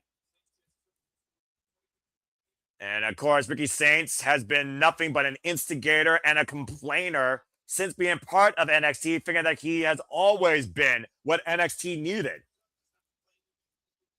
Face first in the top turnbuckle goes Joe Hendry. Much like Ethan Page's meteoric rise in NXT, Walter, Ricky Saints was obviously looking for a similar wave of momentum. And it didn't really work out that well for him at the early start.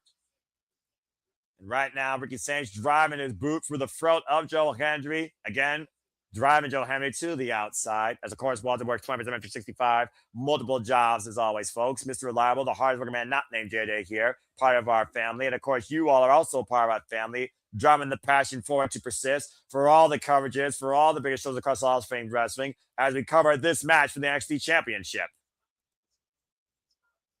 And right now, Ricky Saints mocking Joe Hendry, being back inside the ring. And this is one of the things about Joe Hendry's opponents. They like to mock the song. They like to mock the meme. They like to mock the posing. They like to take Joe Hendry lightly. And that has literally been one of the biggest strengths to Joe Hendry's uprising. Backdrop suplex, kick out at 2 by Joe Hendry. Joe Hendry's been taken lightly his entire career and has made believers out of so many workers and fans alike his illustrious career.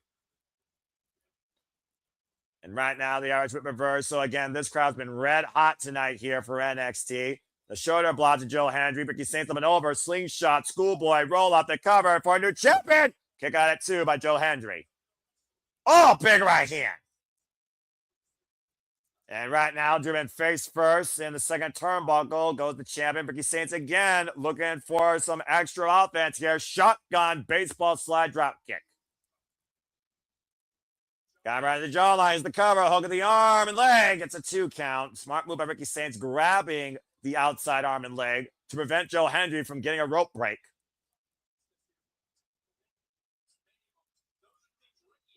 And of course, Ricky Saints believes that everything Joe Hendry has gotten, he's the one that should have been there. He should have been the one at Royal Rumble. He should have been the one at WrestleMania.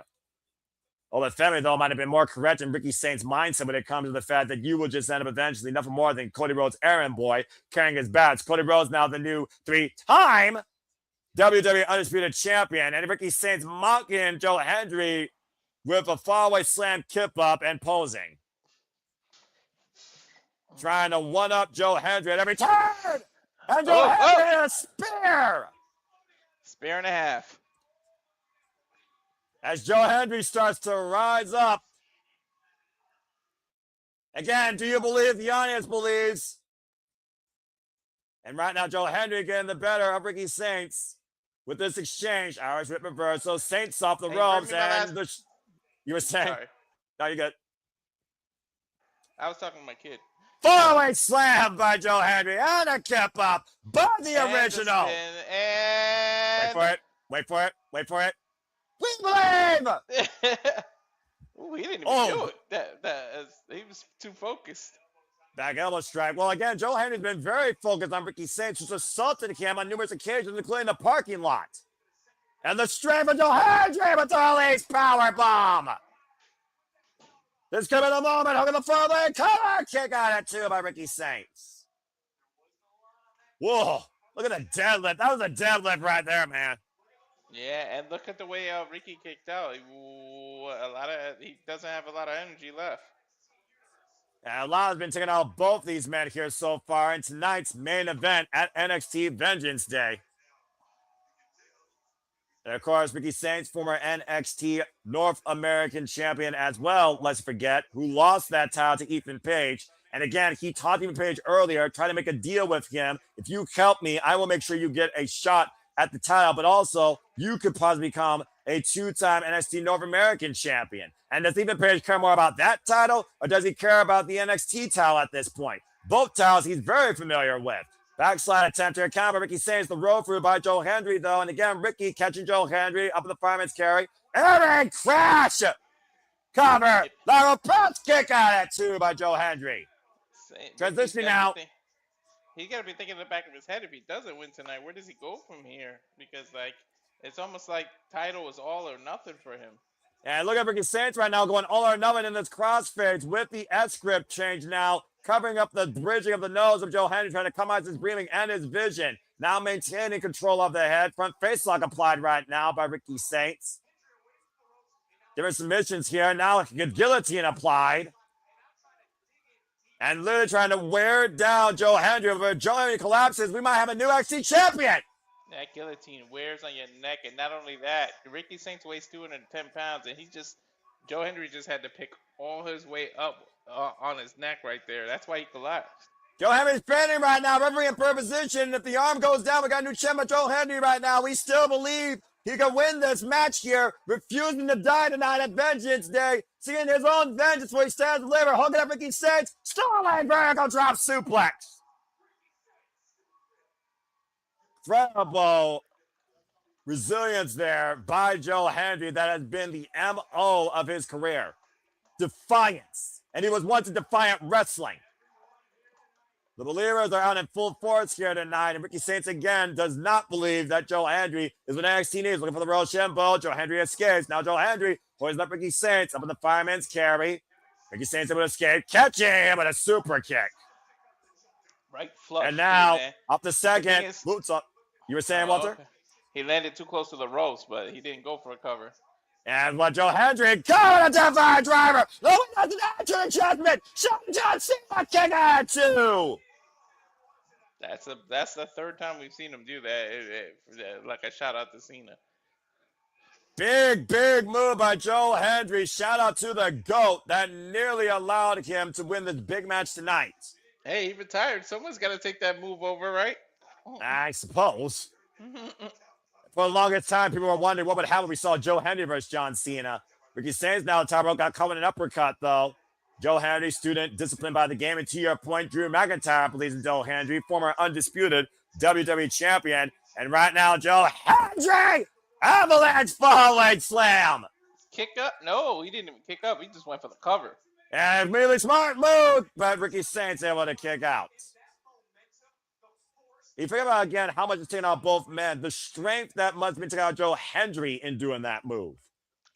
The momentum, the force of going out there. You land on your own back and neck when you do that. So that some move, you just got to be the risk of it, because you literally are hurting yourself when you do certain moves. Sometimes you got to put your own body on the line for what you believe in, Walter. Looking for a standing ovation. Ricky Saints throw the roll through. Hook, blaze, hook. Crossplay cover. Kick out two by Joe Hendry. Great scouting. Oh, and a jumping knee. Right into the jawline. I see what you did there. The Hammerlock DDT connects in the cover. Future Shock applied. Kick out at two. And there you see all Eagle Ethan Page coming out to ringside, eyeing the NXT title. You gotta think, is it easier for him to win it off of Joe Hendry or from Ricky? Let's also keep in mind, Ethan Page won it in the quickest time possible in NXT history. And right now, Ethan Page looking at literally what started his NXT career. Schoolboy roll up by Joe Hendry, though. 2 count on Ricky Saints. And right now, neither of these men can focus even on the outside. Dust underneath the clothes on Ricky Saints. Spear! Woo! That was huge right there. And Ethan driving the title to Joe Hendry. Huh? What the fuck just happened? I told you, Henry. I asked you if Ricky can actually trust him. But if Joe Hendry knows he can't use the championship and get disqualified, do you really want to win that way? I don't think he'll take a win like that. Well, the referee's trying to seize the championship and does so. Oh, and a low blow by Ricky Saints! Are you fucking kidding me? Tornado DDT! Not like this! A cover! A the leg! We got a kick out by Joe Hendry at 2. Yo, my heart sank for a second, Noah. You and me both! Talk about digging down deep! I thought the fix was in! And again, Ricky Saints right back on top of the champion. Joe Hendry, though, again, do you believe that Joe Hendry deserves to be the NXT champion? Ricky Saints, again, just driving his anger through Joe Hendry in the corner. Once again, Joe got Ricky Saints hooked. Look for stand elevation. Oh! Referee almost got bumped. And Ricky Saints again. No. Irish whip, reversal. Irish whip, reversal. Joe Hendry. Referee almost got bumped again. Ricky Saints, though, grabbing the shoulder. Oh, what the hell happened? I didn't see anything. What happened? My feed glitched. What the fuck happened there? And Joe Hendry got Ricky Saints. Look, it's a standing ovation. Joe Hendry with the cover. Joe Hendry is still NXT champion. There was something in my eye for a second, so I don't know how it happened, but go ahead, Joe. The bottom line, we believe that's what happened. Belief happened. Joe Hendry is still the face of NXT and will indeed stand and deliver in St. Louis. Despite the fact Ricky Saints thought he had a fix in with all Ethan Page as insurance, Joe Hendry still is NXT champion and finds his vengeance. Karma's a bitch, isn't it, Ricky Saints? Again, Ethan Page came out here and he slid the title to Joe Hendry, which I was confused to begin with, by the way.